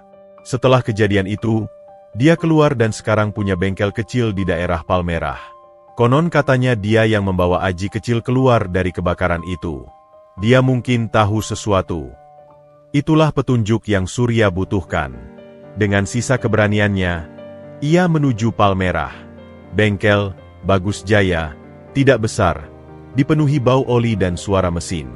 Bli Bagus adalah lelaki berusia 50-an dengan badan kekar dan tatapan waspada. Saat Surya menyebut nama Pratama, tatapannya langsung berubah. Maaf, saya tidak bisa bantu. Saya sudah lupa. Tapi saat Surya, dengan putus asa, mengeluarkan liontin setengah hatinya dan berkata, saya hanya ingin tahu apakah Anda pernah melihat liontin ini dulu pada seseorang. Wajah Bli Bagus berubah pucat. Dia menarik Surya ke bagian belakang bengkel yang sepi. Kamu dapat ini dari mana? Suaranya berbisik, penuh ketakutan. Saya memilikinya sejak bayi. Saya ditemukan di depan panti asuhan dengan liontin ini. Beli Bagus memandanginya lama. Matanya berkaca-kaca. Demi Tuhan itu liontinnya Mas Satria. Anak bungsu itu. Dia selalu pakai. Dia memegang bahu Surya. Kamu mirip sekali dengan ibumu. Terutama matanya. Getaran mengaliri tubuh Surya. Ini konfirmasi dari saksi mata. Beli, tolong, apa yang sebenarnya terjadi malam itu? Beli Bagus menggeleng. Ketakutan nyata di matanya. Aku tidak bisa bicara banyak. Itu malam yang kacau. Aku disuruh menjemput Nyonya dari acara. Saat kembali, rumah sudah jadi lautan api. Aku lihat Mas Aji berteriak-teriak di depan rumah, dipegangi orang. Dia teriak, "Satria!" Tapi, ada sesuatu yang tidak beres. Apa? Beberapa menit sebelumnya, sebelum api besar, aku lihat seorang pria tak dikenal buru-buru keluar dari samping rumah. Aku pikir tamu. Tapi setelah kejadian, aku dengar desas-desus tentang surat wasiat dan ahli waris. Lalu, keluarga mendadak menutup semua investigasi dan memaksa kami, para pembantu, untuk mengundurkan diri dengan imbalan besar dan ancaman. Aku takut. Nak, aku masih punya keluarga. Tapi Mas Satria, dia bagaimana? Tidak ada yang tahu. Ada yang bilang dia ada di dalam. Tapi jenazah anak kecil tak pernah ditemukan secara resmi. Mereka bilang habis terbakar. Tapi, Beli Bagus menatap Surya dalam-dalam. Kalau kamu benar-benar dia, maka ada kebenaran besar yang disembunyikan. Dan kamu dalam bahaya. Jangan percaya sembarang orang, terutama dari keluarga itu. Nasihat itu menggema di telinga Surya sepanjang perjalanan pulang. Ia kini memiliki konfirmasi. Liontinnya asli, ia mirip dengan ibunya, dan ada sesuatu yang gelap dalam kecelakaan itu. Aji Pratama tidak lagi sekadar kakak yang mungkin tidak tahu. Dia adalah bagian dari keluarga yang menutupi sesuatu, dan mungkin memiliki motif untuk memastikan Satria tetap hilang. Investigasi sederhana Surya telah membawanya ke lubang kelinci yang dalam dan gelap. Sekarang, dia punya pilihan, melarikan diri dan melupakan segalanya, atau menghadapi risiko yang jauh lebih besar dengan mengkonfrontasi Aji, bukan sebagai pengamen yang dihina, tetapi sebagai Satria Pratama, ahli waris yang kembali dari kematian, membawa serta kebenaran yang bisa mengguncang kerajaan bisnis kakaknya. Keputusan itu harus diambil, karena suara buldozer di permukimannya sudah semakin keras terdengar. Pikiran Surya kacau balau sepanjang perjalanan pulang dari Palmerah. Kata-kata Beli Bagus bergema seperti lonceng kematian, "Kamu dalam bahaya. Jangan percaya sembarang orang, terutama dari keluarga itu." Tapi di sisi lain, ada desakan kuat dari hati kecilnya yang terluka. Dia butuh jawaban. Dia butuh konfrontasi. Lari dan bersembunyi bukan lagi pilihan ketika tanah di bawah kakinya pun hendak diambil. Esok paginya, dengan tekad yang mengeras sebagai baja namun diselimuti keraguan, Surya bersiap. Ia memakai baju terbaiknya, sebuah kemeja lengan panjang bekas pemberian yang sudah pudar warnanya, tapi masih rapi. Ia menyembunyikan liontinnya di balik kemeja, dan melipat rapi bukti-bukti yang ia kumpulkan. Foto keluarga dari arsip, salinan artikel koran, dan catatan kecil berisi nama Beli Bagus dan ucapannya. Semua dimasukkan ke dalam sebuah map plastik usang. Sebelum berangkat, Mbah Kromo memegang lengannya. "Nak, jika kau merasa ada yang tidak beres, kabur. Nyawamu lebih berharga." Surya mengangguk, menelan ludah. "Saya harus mencoba, Mbah. Untuk semua." Gedung Pratama Group menjulang seperti istana kaca dan logam di kawasan Sudirman, memantulkan cahaya matahari dengan angkuh. Surya merasa sangat kecil saat berdiri di depan pintu putar yang megah. Para karyawan lalu lalang dengan pakaian necis, membawa laptop dan segelas kopi mahal. Bau kesuksesan dan uang terasa menyengat. Dengan napas terengah, ia menghampiri resepsionis di lobi marmer yang luas. Wanita cantik dengan riasan sempurna itu menatapnya dengan ekspresi datar, hampir tanpa emosi. "Izin bertemu dengan Bapak Aji Pratama," ucap Surya, berusaha terdengar percaya diri. "Ada janji?" tanya resepsionis. Matanya menyapu penampilan Surya dari ujung kepala hingga kaki. "Tidak, tapi ini penting sekali. sangat pribadi dan mendesak. Resepsionis tersenyum tipis, senyum yang tak sampai ke mata. Maaf, Bapak Aji sangat sibuk. Beliau hanya bisa bertemu dengan yang ada janji. Anda bisa meninggalkan pesan. Ini adalah tembok pertama. Surya menarik napas. Tolong, ini tentang keluarganya. Tentang masa lalu. Ekspresi resepsionis berubah sedikit, lebih waspada. Dia menekan intercom dan berbisik pelan. Beberapa saat kemudian, dua orang satpam berbadan tegap mendekat. Silakan meninggalkan gedung ini, Pak, kata satpam yang lebih tua. Nada suaranya tidak bisa ditawar. Surya merasakan panas di pipinya. Penolakan ini mengingatkannya pada penghinaan di trotoar. Tapi kali ini, dia tidak akan mundur. Dengan suara lebih keras, terdengar oleh beberapa orang di lobi, ia berseru. Katakan pada Aji Pratama bahwa Surya di sini. Aku ingin bicara tentang Satria. Tentang kebakaran itu. Nama, Satria, dan kebakaran, seperti mantra. Resepsionis menjadi pucat. Kegaduhan kecil terjadi. Beberapa kepala menoleh. Satpam itu kini memegang lengannya dengan erat, mulai menariknya keluar. Lepaskan, teriak Surya, bergumul. Aku ada bukti. Aku tahu tentang Liontin setengah hati. Tiba-tiba, suara dari intercom di meja resepsionis berbunyi, tajam dan jelas di tengah keheningan yang tiba-tiba terjadi. Suara Aji, dingin dan berwibawa. Bawa dia ke ruang saya. Sekarang. Para satpam terkejut, lalu dengan kasar membimbing Surya menuju lift eksklusif. Perjalanan ke lantai paling atas terasa seperti naik ke tiang gantungan. Di dalam lift berlapis kaca, Surya bisa melihat kota semakin kecil di bawahnya, dan hatinya berdegup kencang. Ruang kerja Aji adalah sebuah aula ketakutan. Dinding kaca dari lantai ke langit-langit, furnitur minimalis dan mahal, seni kontemporer yang tak dipahami Surya menghiasi dinding. Aji berdiri di belakang mejanya yang besar, membelakangi mereka, menatap pemandangan kota. Dia tak langsung menoleh. Satpam mendorong Surya masuk, lalu mundur keluar, menutup pintu kayu solid dengan senyap. Keheningan. Hanya suara AC yang mendesis. Lama sekali Aji diam. Kemudian, dengan gerakan lambat, ia berbalik. Wajahnya seperti topeng batu, dingin, tak terbaca, tapi mata hitamnya menyala dengan intensitas yang mengerikan. Apa hubunganmu dengan Satria? Suaranya datar, namun setiap kata seperti silet. Surya gemetar, tapi ia berusaha menegakkan bahu. Inilah saatnya.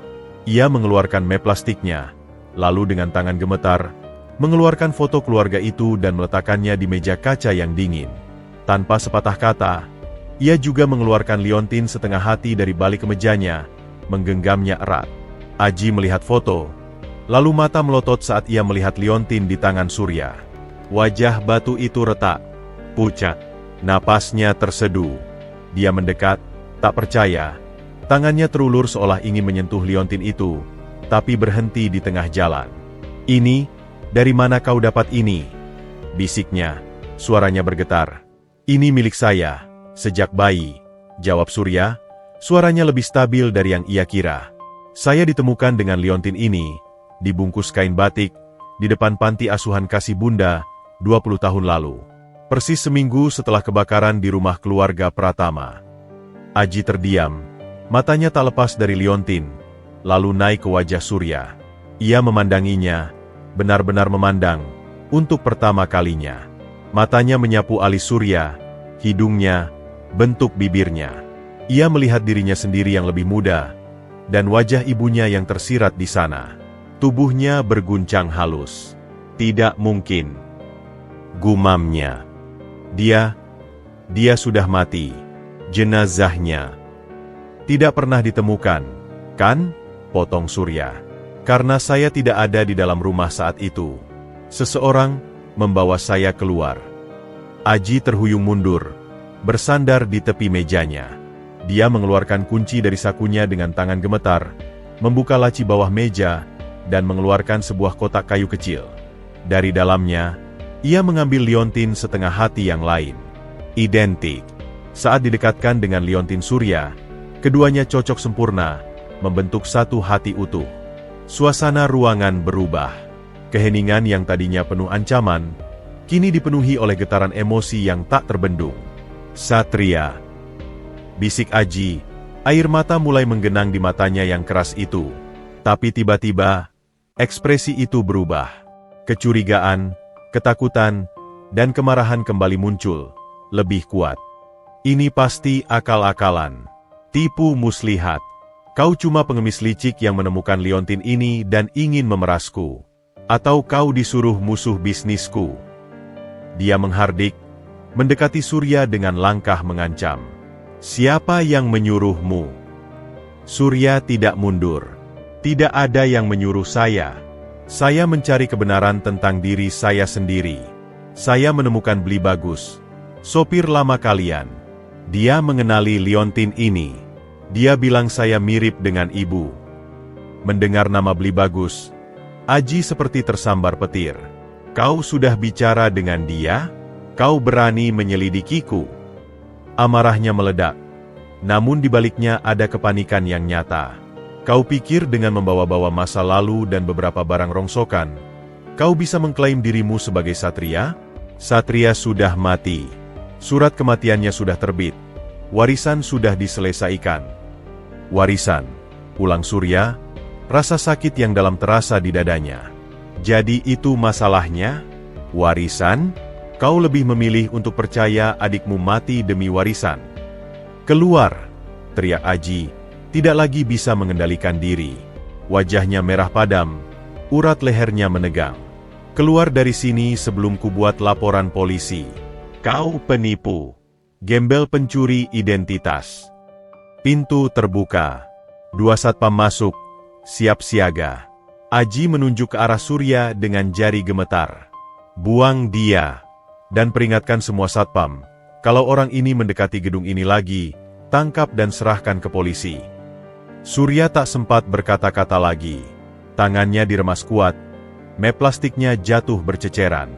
Ia diseret keluar dari ruangan yang megah itu, meninggalkan Aji yang berdiri gemetar di tengah ruangan, memandangi 2 liontin setengah hati yang kini bersatu di atas mejanya, sementara wajah Surya, wajah adiknya, terbakar dalam ingatannya.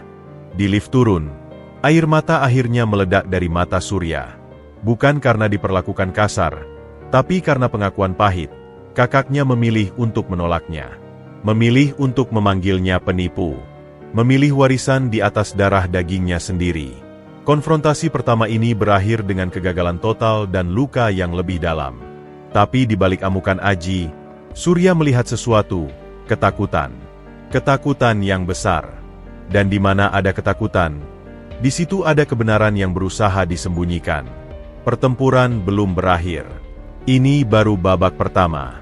Sekarang, Surya tahu, ia tidak hanya berjuang untuk rumahnya, tapi untuk pengakuan atas keberadaannya sendiri.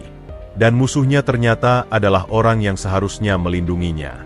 Sunyi yang pecah di ruang kerja Aji setelah Surya diseret keluar terasa begitu pekat, seperti sesaat sebelum badai. 2 liontin perak itu terbaring di atas meja kaca, menyatu sempurna, memantulkan cahaya lampu sorot dengan dingin. Aji Pratama berdiri membelakangi mereka, kedua tangannya menekan pinggir meja hingga buku-buku jarinya memutih. Napasnya masih tersengal, dadanya naik turun tak beraturan, tapi kini bukan lagi amarah murni yang menguasainya. Itu adalah teror. Teror yang dalam, purba, yang berasal dari lubuk jiwa yang selama 20 tahun ia kubur di bawah pencapaian, uang, dan kekuasaan. Teror bahwa hantu yang paling ia takuti, kebenaran tentang malam itu, telah bangkit dan mengetuk pintunya dengan wajah seorang pengamen. Satria, nama itu, yang selama ini hanya bisikan dalam mimpi buruk, kini terucap dari mulut orang asing. Dan bukan hanya nama. Bukti-bukti itu, liontin itu, wajah itu, mirip, terlalu mirip. Di sudut hati Aji yang paling gelap, sebuah pengakuan liar berteriak, "Itu dia. Itu adikmu." Tapi naluri bertahannya, yang telah menyelamatkannya dari kehancuran pasca kebakaran, lebih kuat. Dunia yang telah ia bangun terlalu rapuh untuk menerima kebenaran ini. Semuanya, kerajaan bisnisnya, reputasinya, bahkan identitasnya sebagai seorang yatim piatu yang self-made, terancam runtuh. Dengan gerakan tiba-tiba, Ia menyapu kedua liontin itu ke dalam genggamannya. Logam itu terasa menusuk di telapak tangan. Ia berjalan mondar-mandir. Pikiran berputar kencang mencari penjelasan rasional. Tipuan itu pasti. Sebuah konspirasi yang dirancang cermat. Mungkin oleh pesaing bisnis yang ingin menjatuhkannya di tengah proyek penggusuran sensitif ini. Atau oleh kerabat jauh yang masih mendendam atas pembagian warisan dulu.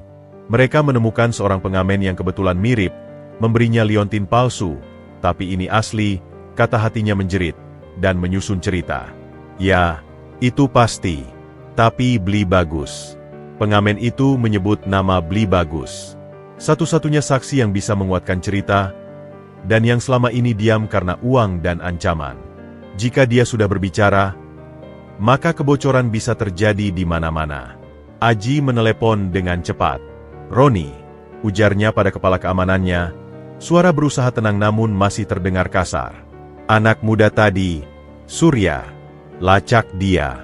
Ketahui di mana dia tinggal, dengan siapa dia bergaul, dan siapa yang mungkin membayarnya. Lakukan dengan diam-diam. Dan cari seorang mantan sopir bernama Bagus di Palmerah. Bawa dia ke sini. Sekarang." Setelah menutup telepon, ia menatap liontin di tangannya. Ingatannya melayang pada malam mengerikan itu. Asap, jeritan. Tangannya yang kecil memegang erat tangan adiknya. Lalu, terlepas. Bukan karena tersandung. Seperti yang selalu ia katakan pada dirinya sendiri. Tapi karena seorang pria dengan kekuatan besar menariknya pergi dari sisinya, sementara tangan lain menyambar satria kecil dari belakang.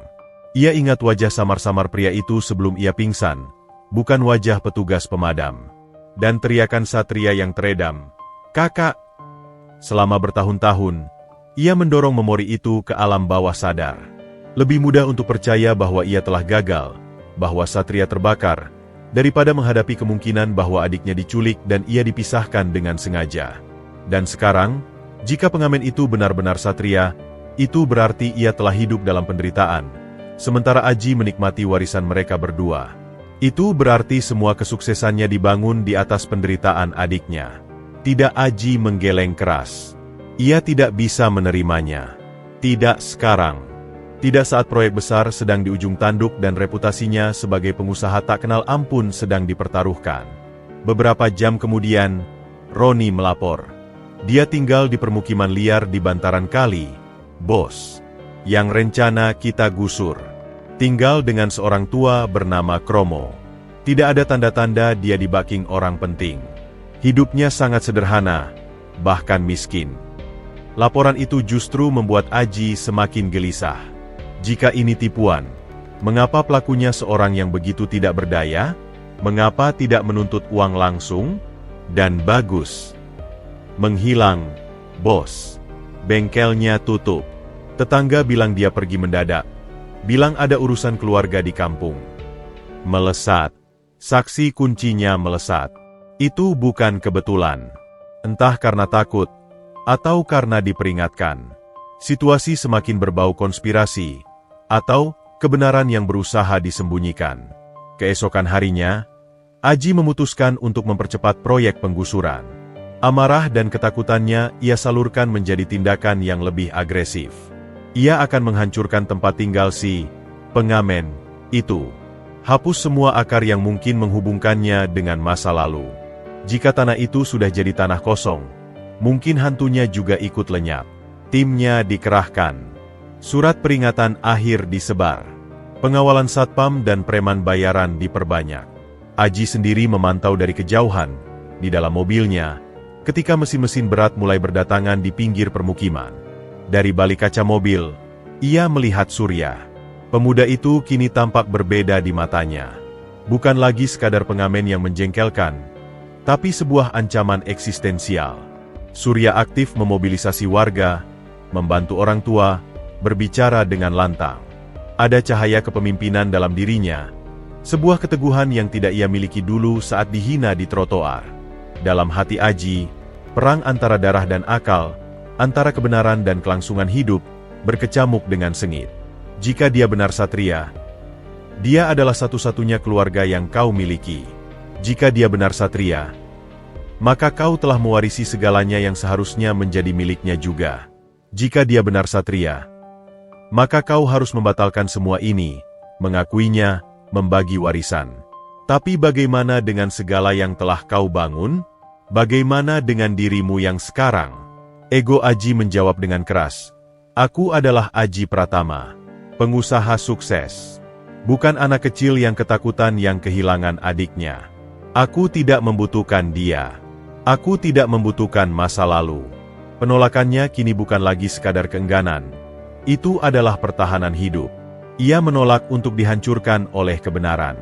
Lebih baik menghancurkan kebenaran itu terlebih dahulu, bersama dengan permukiman yang menjadi saksi bisu kembalinya, satria. Namun, setiap kali ia menutup mata, yang ia lihat adalah dua pasang mata, mata surya yang terluka namun tegar, dan mata satria kecil yang penuh kepercayaan. Keduanya mulai menyatu, dan itu adalah siksaan terbesar baginya. Pengakuan diam-diam telah merayap ke dalam hatinya, tetapi penolakan adalah tameng yang ia pilih untuk bertahan. Dan dalam pertempuran batin ini, tindakannya di dunia nyata menjadi semakin kejam, karena setiap buldozer yang bergerak maju adalah upayanya untuk mengubur sekaligus hantu masa lalu dan saudara yang mungkin masih hidup. Suara diesel dari mesin-mesin berat itu menggema seperti guruh di pagi yang kelabu. Dua buldozer kuning besar dan sebuah ekskavator berjajar di ujung jalan sempit, seperti monster logam yang siap melahap. Di belakangnya, truk-truk pengangkut puing dan puluhan orang berseragam kaos hitam, campuran satpam resmi dan preman bayaran, membentuk barisan yang mengintimidasi. Permukiman bantaran kali bangkit seperti sarang semut yang terganggu. Warga berhamburan keluar, wanita-wanita menggendong anak kecil, para lelaki memegang apa saja yang bisa jadi senjata. Kayu, linggis, bahkan hanya kemarahan yang tertahan lama. Surya berada di garis terdepan, berdiri di depan rumah panggung Mbah Kromo yang sudah rapuh. Jantungnya berdegup kencang, bukan hanya karena ancaman penggusuran, tetapi karena beban pengetahuan yang kini ia pikul. Pria di balik mesin-mesin itu mungkin adalah darah dagingnya sendiri. Dan darah dagingnya itu memilih untuk menghancurkannya. Mbah Kromo berdiri di sampingnya. Tongkat kayunya ditancapkan ke tanah lumpur. Mereka tidak akan lewat selama nafas ini masih ada di tubuh Mbah. Geramnya, tapi suaranya terdengar tua dan renta di tengah deru mesin. Dari barisan preman, majulah seorang laki-laki berbadan kekar dengan kumis tebal, manajer lapangan Aji, Joni. Waktu kalian habis. Ini peringatan terakhir. Minggir, atau kami lanjut paksa. Surat ganti rugi tidak adil. Kami tidak mau. Teriak seorang bapak dari kerumunan. Urusan kalian dengan kantor. Sekarang, minggir. Joni memberi isyarat. Mesin buldozer pertama mengaum, mulai bergerak perlahan ke depan, menghancurkan pagar bambu pertama dengan mudah seperti tusuk gigi. Itulah pemicunya. Teriakan marah meledak. Beberapa pemuda melemparkan batu ke arah buldozer, yang hanya berdentang di logam tanpa efek. Para preman maju dengan pentungan, bentrokan fisik tak terhindarkan. Suara teriakan, tangisan, dan benturan memenuhi udara. Surya berusaha menahan para pemuda yang terlalu emosi. Jangan. Mereka cari alasan untuk semakin brutal. Tapi kekacauan sudah tak terbendung. Dari balik kaca mobil hitam yang diparkir di atas bukit kecil tak jauh, Aji menyaksikan semuanya. Matanya tak lepas dari sosok Surya yang berusaha menjadi penengah. Setiap gestur Surya, cara dia melindungi orang tua, bahkan ada suaranya yang berusaha tenang, semuanya menusuk Aji dengan kenangan yang tak diundang. Satria dulu juga selalu melindungi kucing-kucing liar di kebun. Guncangan di hatinya begitu kuat, hingga tangannya menggenggam setir hingga putih. Tiba-tiba, salah satu preman yang terlalu agresif mendorong seorang ibu tua hingga terjatuh. Surya langsung menerjang, menahan preman itu. Dia ibu-ibu. Kau tidak punya hati. Preman itu, malu karena dicela di depan umum, mengayunkan pentungannya. Surya menghindar. Tapi sasarannya kini adalah Mbah Kromo yang mencoba membantu ibu tadi. "Mbah ah!" teriak Surya. Dengan kekuatan tak terduga, Surya mendorong Mbah Kromo sehingga nenek tua itu tersungkur ke samping. Tapi pentungan itu menghantam bahu Surya. Surya terpelanting, jatuh di dekat tumpukan barang-barang Mbah Kromo yang sudah dikemas. Aji di mobilnya hampir-hampir melompat keluar. Sebuah teriakan, "Tidak!" nyaris meledak dari dadanya. Ia melihat Surya kesakitan, memegangi bahunya, tapi masih berusaha bangun untuk melindungi Mbah Kromo. Keberanian dan pengorbanan itu bukan sikap seorang penipu. Itu adalah sikap satria kecil yang dulu berani menghadapi anjing penjaga demi melindungi anak kucing. Kekacauan meningkat. Para preman mulai merusak lebih banyak. Salah satunya, dalam keadaan emosi, mendorong rak kayu tua di teras rumah Mbah Kromo. Rak itu roboh, dan dari dalamnya, berhamburanlah barang-barang lama Mbah Kromo, foto-foto hitam putih, surat-surat usang, dan sebuah album tua yang terbuka. Angin pagi berembus kencang, menerbangkan beberapa lembar kertas dan foto. Seperti diarahkan oleh takdir, selembar foto ukuran postcard yang sudah menguning dan lusuh terbang melayang-layang, berputar-putar di udara, sebelum akhirnya mendarat dengan lembut di atas lumpur, tepat di depan ban mobil Aji. Aji, yang masih terpaku pada keributan, matanya tertarik pada benda itu. Sesuatu di foto itu menarik perhatiannya.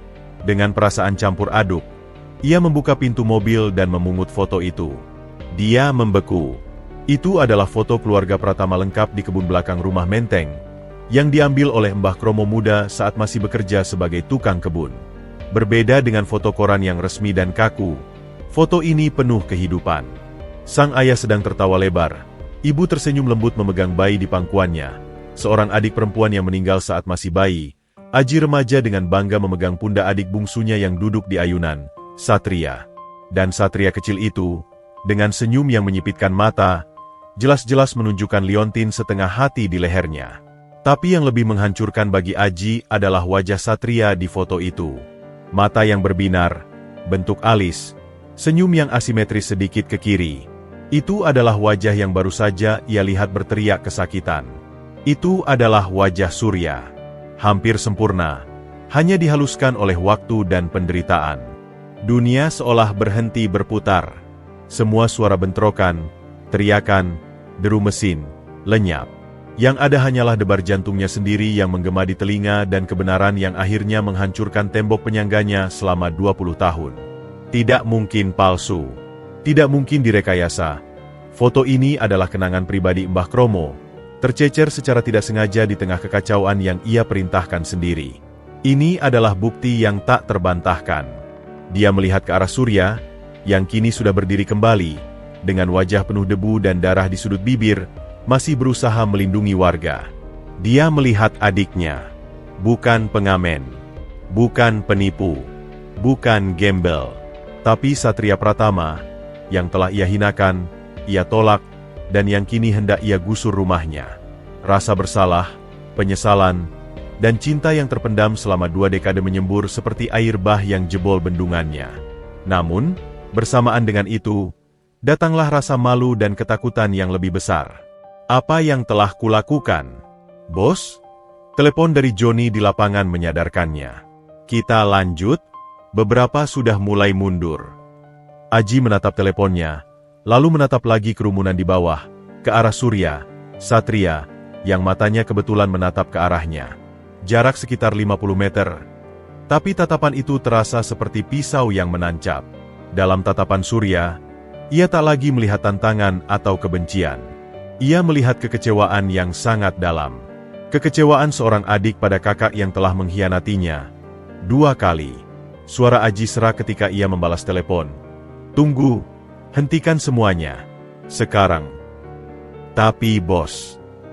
Hentikan. Teriaknya. Suara parau penuh keputusasaan. Tarik semua mesin. Bawa orang-orang kita pergi. Sekarang. Dia melemparkan teleponnya ke kursi. Tangannya menutupi wajah. Bahunya terguncang. Di tengah medan pertempuran yang tiba-tiba hening karena mesin-mesin berhenti dan para preman bingung mulai mundur, Aji Pratama, sang penguasa yang tak tergoyahkan, menangis di dalam mobilnya, di depan foto yang membuktikan bahwa ia telah melakukan kesalahan terbesar dalam hidupnya kepada orang yang paling harus ia lindungi. Perlawanan warga berhasil, untuk sementara, karena sebuah kebenaran yang terbang diterpa angin. Namun, duka yang terlanjur mengakar jauh lebih dalam dari lumpur di bantaran kali. Untuk Surya, kemenangan kecil ini terasa pahit. Dia melihat mobil Aji melaju pergi dengan tergesa-gesa, dan ia tahu, pertempuran fisik mungkin berhenti, Tapi pertempuran batin baru saja mencapai puncaknya. Dan ia, dengan bahunya yang nyeri dan hatinya yang lebih sakit, harus memutuskan langkah selanjutnya. Kesunyian yang menyelimuti mobil mewah itu hanyalah ilusi. Di dalamnya, badai sedang melanda Aji Pratama. Air mata yang panas dan tak terbendung mengalir di pipinya, melumuri foto usang yang masih tergenggam erat di tangannya. Setiap detail foto itu, setiap senyuman, setiap lipatan baju, sekarang adalah bukti yang menghantamnya tanpa ampun. Dia bukan lagi Aji Pratama sang pengusaha tangguh. Saat ini, ia hanyalah seorang kakak berusia 15 tahun yang baru saja kehilangan segalanya, berdiri di reruntuhan rumahnya, menatap kosong ke tempat adiknya terakhir terlihat. Bedanya, kini penyesalan itu datang 20 tahun terlambat, dan dihiasi dengan penghinaan serta ancaman penggusuran yang ia lakukan sendiri. Pikirannya melesat ke masa lalu, mengumpulkan pecahan-pecahan ingatan yang selama ini ia tolak. Suara tawa ceria Satria saat mengejar kupu-kupu di kebun. Cara adiknya itu menggenggam jarinya dengan erat setiap kali takut. Janjinya sendiri pada ibu yang sedang sakratul maut. "Aku akan jaga Satria, Bu. Aku janji." Dan yang paling menyayat, tatapan ketakutan terakhir Satria sebelum tangan mereka terlepas di tengah kepungan asap dan kekacauan. "Janjiku," bisiknya, suara parau penuh sesal. "Aku mengingkari janjiku." Dia melihat ke arah permukiman yang sekarang sunyi, hanya dihiasi wajah-wajah warga yang masih penuh ketakutan dan keheranan. Surya, Satria, sudah tidak terlihat lagi, mungkin ditarik oleh warga untuk diobati lukanya. Luka yang ia sebabkan, secara tidak langsung. Telepon di kursinya bergetar. Itu Roni, kepala keamanannya. Dengan tangan gemetar, Aji mengangkatnya. "Bos, laporan dari lab. Hasil tes DNA yang kita ambil diam-diam dari gelas yang digunakan Surya di kantor Anda." Roni terdiam, seolah tak tega melanjutkan.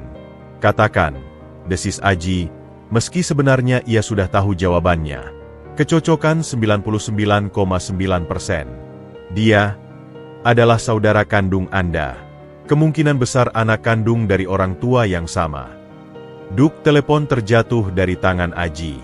Padahal ia sudah tahu, konfirmasi ilmiah itu seperti paku terakhir pada peti mati penyangkalan dirinya.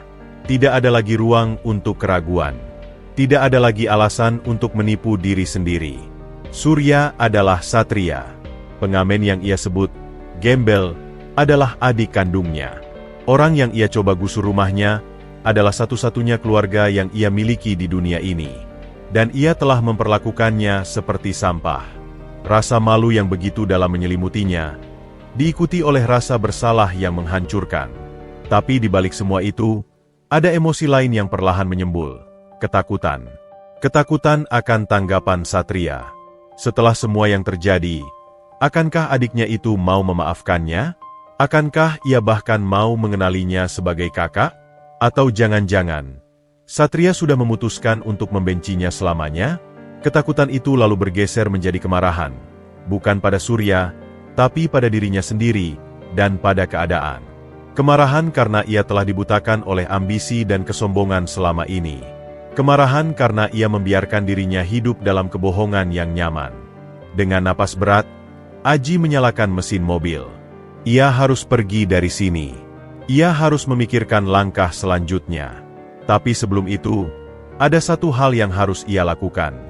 Dia menyetir bukan ke kantor atau apartemennya, tapi ke sebuah rumah tua di daerah Pondok Indah, panti jompo tempat ibunya, Ibu Sri Wedari, menghabiskan hari-harinya dalam kabut demensia yang semakin pekat. Ibu Sri duduk di kursi roda di taman, menatap bunga tanpa fokus. Wajahnya masih cantik meski keriput, dan matanya yang dulunya penuh cahaya kini kosong. "Aji, kamu datang," ucapnya dengan suara datar, tidak menunjukkan pengenalan yang jelas. "Ibu." Suara Aji tercekat. Dia berlutut di depan kursi roda, menggenggam tangan ibunya yang dingin. "Ibu, saya menemukan Satria." Nama itu, seperti mantra, membuat sedikit kilatan muncul di mata Ibu Sri. Satria. "Iya, Bu. Adik saya. Dia hidup. Selama ini dia hidup." Ibu Sri memandanginya. Lalu tiba-tiba air mata mengalir di pipinya. Tangannya yang ringkih mencoba meraih wajah Aji. Bawa dia ke sini. Ibu mau lihat anak ibu. Itu adalah kalimat paling jelas yang diucapkan ibunya dalam beberapa tahun terakhir. Dan itu menghancurkan hati Aji. Selama ini, di balik kabut penyakitnya, ibu mereka ternyata masih merindukan anak bungsunya. Aku akan, Bu. Aku janji, bisik Aji, mencium tangan ibunya. Kali ini, ia tidak akan mengingkari janji. Perjalanan pulang ke apartemennya terasa seperti melintasi neraka pribadi. Setiap lampu merah, setiap penjual koran di pinggir jalan, seolah menatapnya dengan tuduhan, "Kau pengkhianat. Kau kakak terburuk." Sesampainya di apartemen, ia langsung menuju ke brankas pribadinya. Dari dalam, ia mengeluarkan bukan hanya liontin setengah hatinya, tetapi juga sebuah surat wasiat lama dari ayah mereka.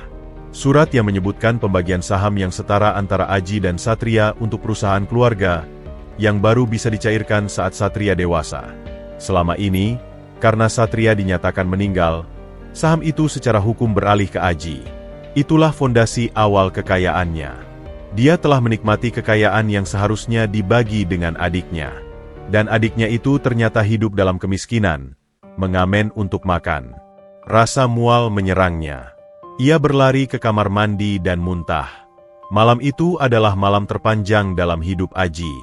Dia tidak tidur. Dia hanya duduk di lantai dekat jendela, menatap kota, sambil memegang kedua liontin yang telah bersatu dan foto usang dari Mbah Kromo. Roda waktu seolah berputar mundur. Ia melihat dirinya kecil, remaja, hingga kini, dan semua yang ia lihat adalah seorang pengecut yang memilih untuk melupakan daripada berjuang mencari kebenaran. Ia juga memikirkan proyek penggusuran. Niatnya untuk melanjutkannya kini lenyap sama sekali. Bagaimana mungkin ia bisa menghancurkan tempat tinggal adiknya? Bagaimana mungkin ia bisa mengusir orang-orang yang telah melindungi Satria ketika ia sendiri gagal melakukannya? Fajar mulai menyingsing ketika keputusannya akhirnya bulat. Ia harus meminta maaf. Bukan dengan kata-kata, tapi dengan tindakan. Ia harus memperbaiki segalanya, sebisa mungkin. Dan yang terpenting, ia harus mendapatkan pengampunan, atau setidaknya, kesempatan untuk mengenal kembali adiknya. Bukti yang tak terbantahkan telah menghancurkan dinding yang ia bangun selama 20 tahun. Sekarang, dari puing-puing keangkuhan dan penyangkalan itu, Aji harus membangun sesuatu yang baru, keberanian untuk menghadapi kebenaran, dan kerendahan hati untuk memohon maaf. Perjalanannya untuk menebus dosa dan merebut kembali ikatan saudara yang hilang baru saja dimulai, dan langkah pertama adalah mencari Surya. Untuk kali ini, bukan sebagai musuh, tetapi sebagai seorang kakak yang akhirnya siap mengakui adiknya. Fajar menyingsing dengan warna jingga pucat, menerangi apartemen Aji yang kini terasa seperti ruang pengadilan bagi dirinya sendiri. Dia belum tidur sama sekali. Matanya merah. Pikirannya masih berputar-putar di antara penyesalan yang dalam dan kebutuhan mendesak untuk bertindak. Foto tua dan liontin yang telah bersatu masih tergeletak di depannya, sebagai pengingat bisu atas segala kesalahannya. Langkah pertama yang ia lakukan bukanlah mencari Surya secara langsung. Insting bisnisnya yang terlatih memberitahunya bahwa dia harus membersihkan jalan terlebih dahulu, menghilangkan segala ancaman yang masih mengintai. Dia harus memastikan bahwa ketika dia akhirnya mendekati adiknya, tidak ada lagi bahaya yang berasal dari dirinya sendiri. Pertama, dia menelepon ke kantornya, memanggil semua kepala departemen untuk rapat darurat jam 7 pagi. Suaranya di telepon datar namun penuh wibawa, menyembunyikan gejolak yang mengamuk di dalamnya. Di ruang rapat yang biasanya dipenuhi aura kekuasaan, pagi itu terasa berbeda. Aji duduk di kepala meja, wajahnya pucat dan lesu, namun matanya memancarkan intensitas baru, bukan ambisi, melainkan sebuah tekad yang lebih dalam, lebih personal. Proyek penggusuran di bantaran Kali Selatan. Mulainya, suaranya tegas memotong keheningan. Dibatalkan. Semua proses dihentikan mulai saat ini. Keheningan pecah oleh desahan dan bisikan ketidakpercayaan. Manajer proyek, Joni, nyaris tercekik. Dibatalkan. Pak? Tapi izin sudah. Kontrak dengan kontraktor, dana yang sudah dikeluarkan. Alihkan, potong Aji. Suaranya meninggi untuk pertama kalinya di ruangan itu. Alihkan dana dan sumber daya ke proyek lain. Atau buat program renovasi dan pembangunan ulang di tempat untuk warga di sana. Dengan standar layak, bukan gusur. Mereka boleh tetap tinggal. Tetap tinggal? Tapi nilai tanah itu. Apa nilai tanah dibanding nilai kemanusiaan? Johnny? Tanya Aji, menatapnya langsung.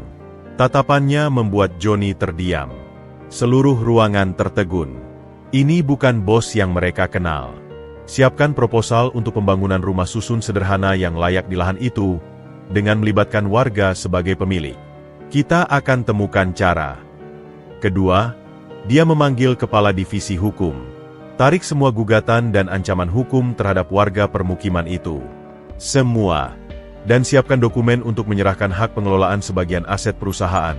Tepatnya, 35% saham Pratama Group ke atas nama Surya. Kali ini, keheningan itu nyata. Semua yang hadir membeku.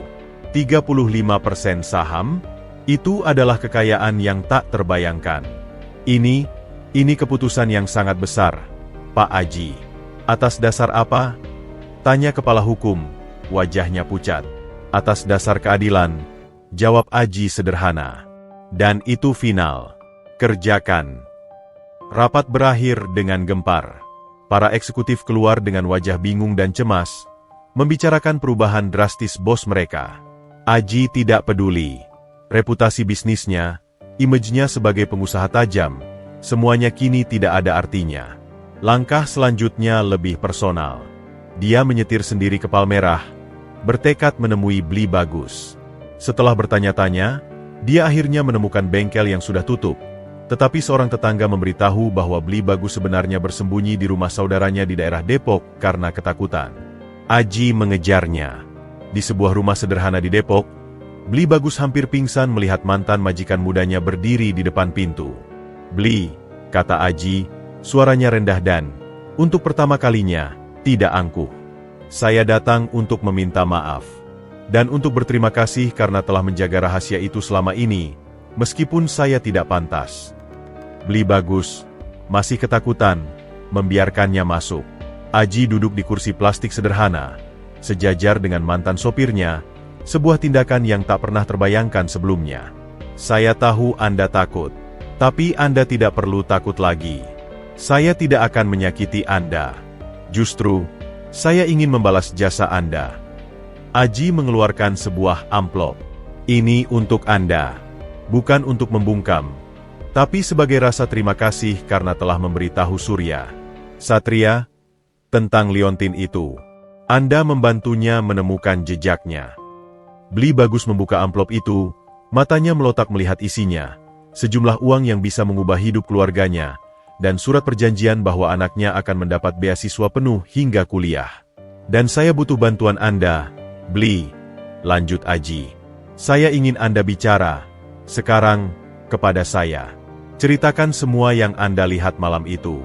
Saya perlu tahu kebenaran, seburuk apapun." Dengan hati berdebar dan air mata di mata, Bli Bagus akhirnya bercerita. Ceritanya lebih detail dari yang diberitahukan pada Surya. Dia melihat seorang pria tak dikenal membawa Satria kecil yang terlihat mengantuk, bukan terjaga, keluar dari samping rumah, beberapa menit sebelum api besar. Dia juga mendengar teriakan Aji kecil, lalu melihat paman dari pihak ibu, seorang yang dikenal ambisius dan cemburu pada ayah mereka, berbisik sesuatu pada pria tak dikenal itu sebelum mobil menghilang. "Selama ini saya pikir keluarga sendiri yang merencanakan, agar warisan tidak terbagi," bisik Bli Bagus akhirnya, menangis. "Tapi saya takut, Mas Aji. Saya hanya sopir." Aji mendengarkan, wajahnya semakin pucat. Jadi, ada kemungkinan Satria diculik oleh keluarga sendiri. Dan selama ini, karena Satria dianggap mati, warisan mengalir lancar. Dia merasa mual lagi. Apakah ayahnya tahu? Apakah ibunya mencurigai sesuatu? Itu akan menjadi penyelidikan lain yang harus ia lakukan. Tapi untuk sekarang, fokusnya adalah Satria yang hidup. Setelah meninggalkan Bli Bagus dengan permintaan maaf sekali lagi dan janji untuk melindunginya, Aji pergi ke tempat yang paling sulit, permukiman bantaran kali. Hari sudah sore. Suasana di sana masih tegang, penuh dengan tanda-tanda bentrokan kemarin. Beberapa warga mengenalinya dan menunjukkan sikap permusuhan. "Dia lagi, si penggusur!" teriak seseorang. Aji tidak membalas. Dia berjalan dengan kepala tertunduk, tangan kosong kecuali sebuah map kulit. Dia mencari Mbah Kromo. Ditemukanlah lelaki tua itu sedang duduk di terasnya, memperbaiki sebuah kursi bambu yang rusak. Tatapannya tajam dan penuh kecurigaan saat Aji mendekat. "Mbah Kromo," Aji memulai, suaranya hormat. "Saya datang untuk meminta maaf atas semua yang terjadi. Atas penghinaan saya pada cucu Anda, Surya. Atas ancaman pada tempat tinggal Anda." Mbah Kromo diam, mengamatinya seperti mengamati serangga aneh.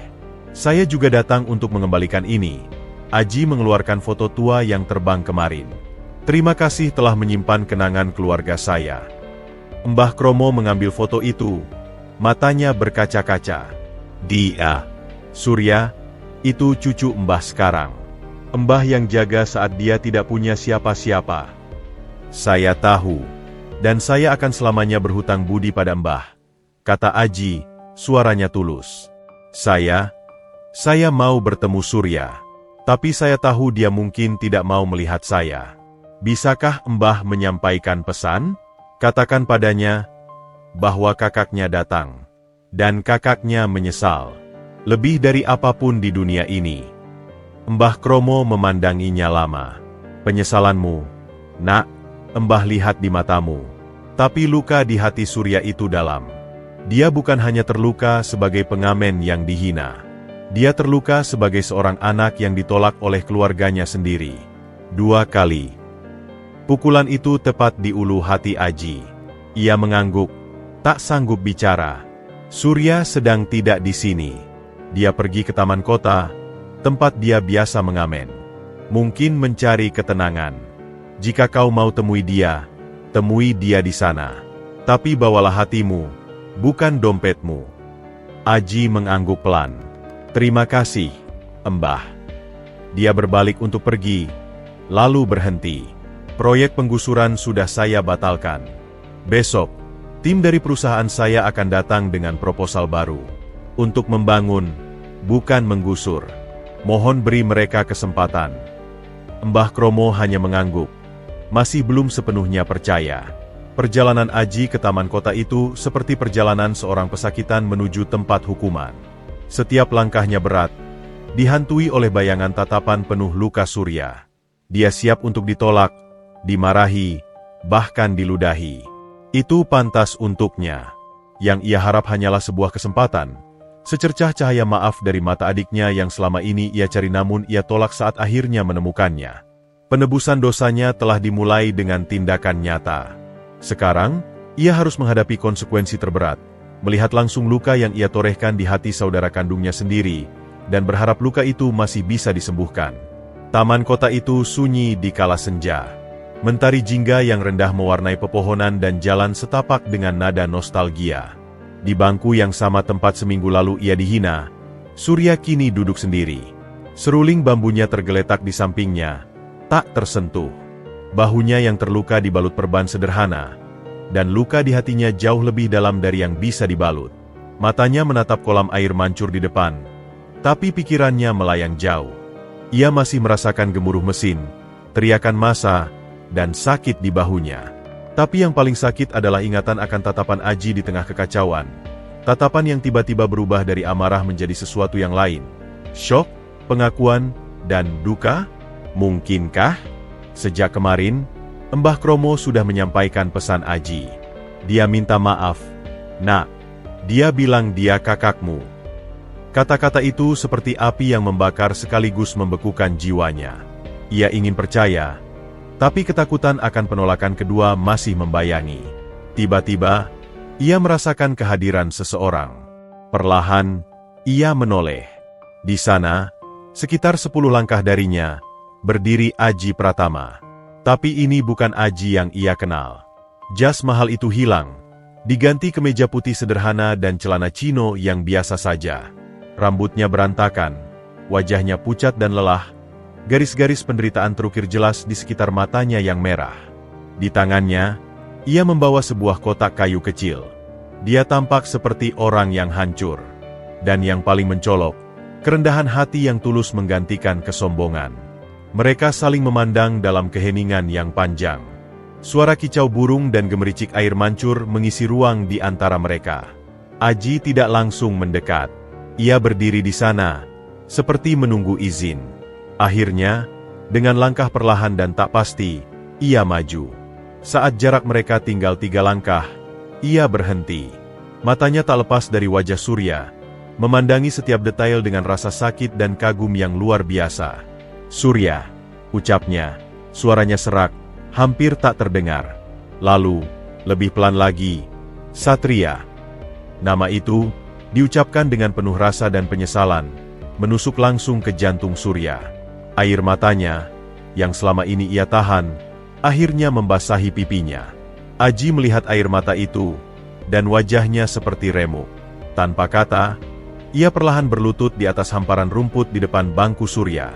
Bukan untuk pamer atau dramatisasi, tapi karena kakinya tak sanggup lagi menahan beban tubuh dan rasa bersalahnya.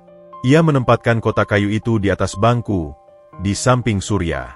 "Aku tidak berhak berdiri di hadapanmu," bisik Aji, kepalanya tertunduk. "Aku bahkan tidak berhak memandang wajahmu.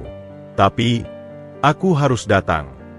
Surya diam, hanya menatapnya, membiarkan air matanya mengalir. "Seminggu yang lalu, di tempat ini, aku melemparkan uang ke genangan kotor dan memanggilmu, gembel." Aji mulai, suaranya bergetar. "Hari itu, aku kehilangan segalanya dalam bisnis, dan aku melampiaskannya padamu. Itu salahku yang pertama, dan yang termudah untuk diakui." Dia menarik napas dalam, berusaha mengumpulkan keberanian. "Kesalahanku yang kedua lebih besar, dan berlangsung selama 20 tahun. Aku melepaskan tanganmu di tengah kebakaran itu. Aku berjanji pada ibu akan menjagamu, dan aku gagal." Suaranya tersendat. "Aku membiarkan diriku percaya bahwa kamu sudah mati, karena lebih mudah daripada menghadapi kenyataan bahwa aku kehilanganmu. Aku mengubur kenangan tentangmu di bawah ambisi dan kesombongan." Aji membuka kotak kayu itu. Di dalamnya, terbaring 2 liontin setengah hati yang telah menyatu, dan foto lama keluarga mereka. "Kesalahanku yang ketiga, dan yang paling tak termaafkan," lanjutnya, air mata kini juga mengalir deras di pipinya, "adalah ketika kamu datang padaku dengan kebenaran, dengan liontin ini, dengan segala bukti, aku menolakmu. Aku memanggilmu penipu. Aku mengusirmu. Karena aku takut. Takut kebenaran akan menghancurkan dunia palsu yang kubangun. Takut aku harus menghadapi betapa hina dan bersalahnya diriku." Dia mengangkat wajahnya, menatap Surya dengan mata yang penuh penyesalan total. "Aku lebih memilih untuk tetap menjadi Aji Pratama yang kaya dan kuat, daripada menjadi kakak yang mencari adiknya yang hilang. Untuk itu, aku tidak meminta maaf. Karena kata maaf terlalu kecil, terlalu hampa untuk semua yang telah kulakukan padamu." Surya masih terdiam, tapi tangannya yang di pangkuannya menggenggam erat. "Aku membatalkan proyek penggusuran," lanjut Aji, mencoba menunjukkan penebusan nyata. "Aku akan membangun rumah yang layak untuk Mbah Kromo dan warga di sana. Aku sudah menyiapkan dokumen untuk mengembalikan 35% saham perusahaan padamu, warisanmu dari ayah. Aku menemui Beli Bagus, dan aku akan menyelidiki sampai tuntas apa yang sebenarnya terjadi malam itu. Aku akan lakukan segalanya untuk memperbaiki ini." Dia menjangkau, tapi tidak menyentuh Surya. Tangannya terulur setengah jalan, lalu jatuh. "Tapi aku tahu, semua itu tidak akan menghapus luka. Tidak akan mengembalikan 20 tahun yang hilang. Tidak akan menghapus kata, gembel, yang telah melukaimu." Aji menarik napas terakhir yang dalam, mengumpulkan sisa keberaniannya untuk mengucapkan inti dari segala yang ia rasakan. "Jadi, yang kuminta bukan maafmu, Satria. Yang kuminta adalah kesempatan. Kesempatan untuk mengenalmu. Kesempatan untuk menjadi kakak yang seharusnya, meski terlambat puluhan tahun. Jika kau mau, kau bisa memanggilku kakak. Jika tidak, aku mengerti. Aku akan tetap melakukan semua yang kusebutkan, tapi aku akan menjauh, jika itu yang membuatmu tenang." Keheningan kembali menyergap. Senja semakin pekat. Surya memandangi pria yang berlutut di depannya. Dia melihat kesombongan yang telah hancur. Dia melihat penyesalan yang tulus. Dia melihat cermin dari dirinya sendiri. Dalam mata Aji, ia melihat ciri-ciri wajah mereka yang sama. Lama sekali ia tidak berkata-kata. Lalu, perlahan, ia mengambil liontin yang telah bersatu dari kotak itu. Ia merasakan beratnya, bukan secara fisik, tetapi secara sejarah. Ini adalah penghubung antara dua kehidupan yang terpisah. 20 tahun, ucap Surya akhirnya, suaranya parau. Saya selalu bertanya-tanya, siapa saya? Mengapa saya ditinggalkan? Setiap malam, saya memegang liontin ini dan berharap ada jawaban. Dia menatap Aji. Jawabannya ternyata lebih menyakitkan dari yang saya bayangkan. Kakak saya sendiri adalah orang yang paling menghinakan saya. Aji menunduk lebih dalam. Bahunya terguncang oleh isak tangis yang tertahan. Tapi, lanjut Surya, suaranya lebih lembut. Sejak kemarin, sejak saya melihat wajahmu saat foto itu jatuh, saya juga melihat sesuatu yang lain. Saya melihat seorang anak laki-laki yang ketakutan. Saya melihat rasa sakit yang sama dengan yang saya rasakan. Dia berhenti, berusaha mencari kata-kata.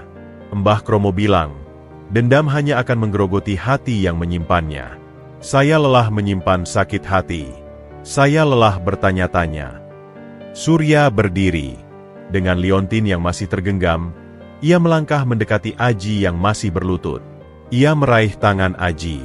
Sentuhan itu membuat Aji terkejut. Ia menatap ke atas dengan mata penuh harap dan takut.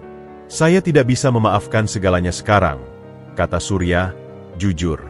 Luka itu masih terlalu baru. Tapi, saya ingin mencoba. Saya ingin mengenal kakak saya. Bukan Aji Pratama pengusaha, tapi Aji, kakak saya. Itu adalah kata-kata yang paling indah dan paling menyakitkan yang pernah didengar Aji. Dengan isak tangis yang pecah, ia menarik Surya, Satria, ke dalam pelukan erat. Pelukan pertama mereka dalam 20 tahun. Pelukan yang penuh dengan air mata, penyesalan, dan sebuah awal yang rapuh namun penuh harapan. Aku janji, Sur. Aku janji akan menjadi kakak yang terbaik untukmu. Pelan-pelan. Kita akan pelan-pelan, bisik Aji di bahu adiknya. Surya membiarkan dirinya dipeluk. Di pelukan itu, ia merasakan sebuah kehangatan yang asing namun ia rindukan sejak kecil. Sebuah rasa memiliki. Di kejauhan, matahari hampir tenggelam sepenuhnya, meninggalkan langit berwarna ungu dan jingga. Di taman kota tempat penghinaan terjadi, kini tumbuh sebuah rekonsiliasi.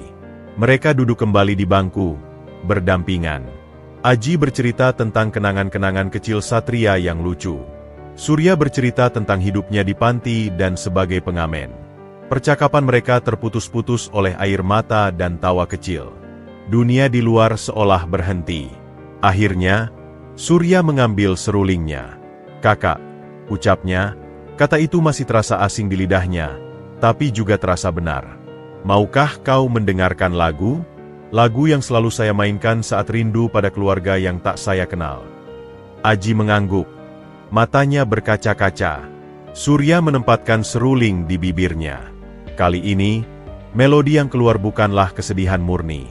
Ada kesedihan, ya. Tapi ada juga harapan. Ada kerinduan yang akhirnya menemukan jawaban. Ada pengampunan yang mulai tumbuh. Not-notnya mengalun di udara senja, menyelimuti dua saudara yang akhirnya menemukan satu sama lain di tengah puing-puing masa lalu mereka. Dan di langit, bintang pertama mulai berkedip, seolah memberi restu atas reuni yang terlambat namun penuh makna ini. Perjalanan panjang mereka untuk menyembuhkan luka dan membangun kembali ikatan yang hilang baru saja dimulai. Tetapi langkah pertama, yang paling sulit, telah mereka ambil bersama-sama.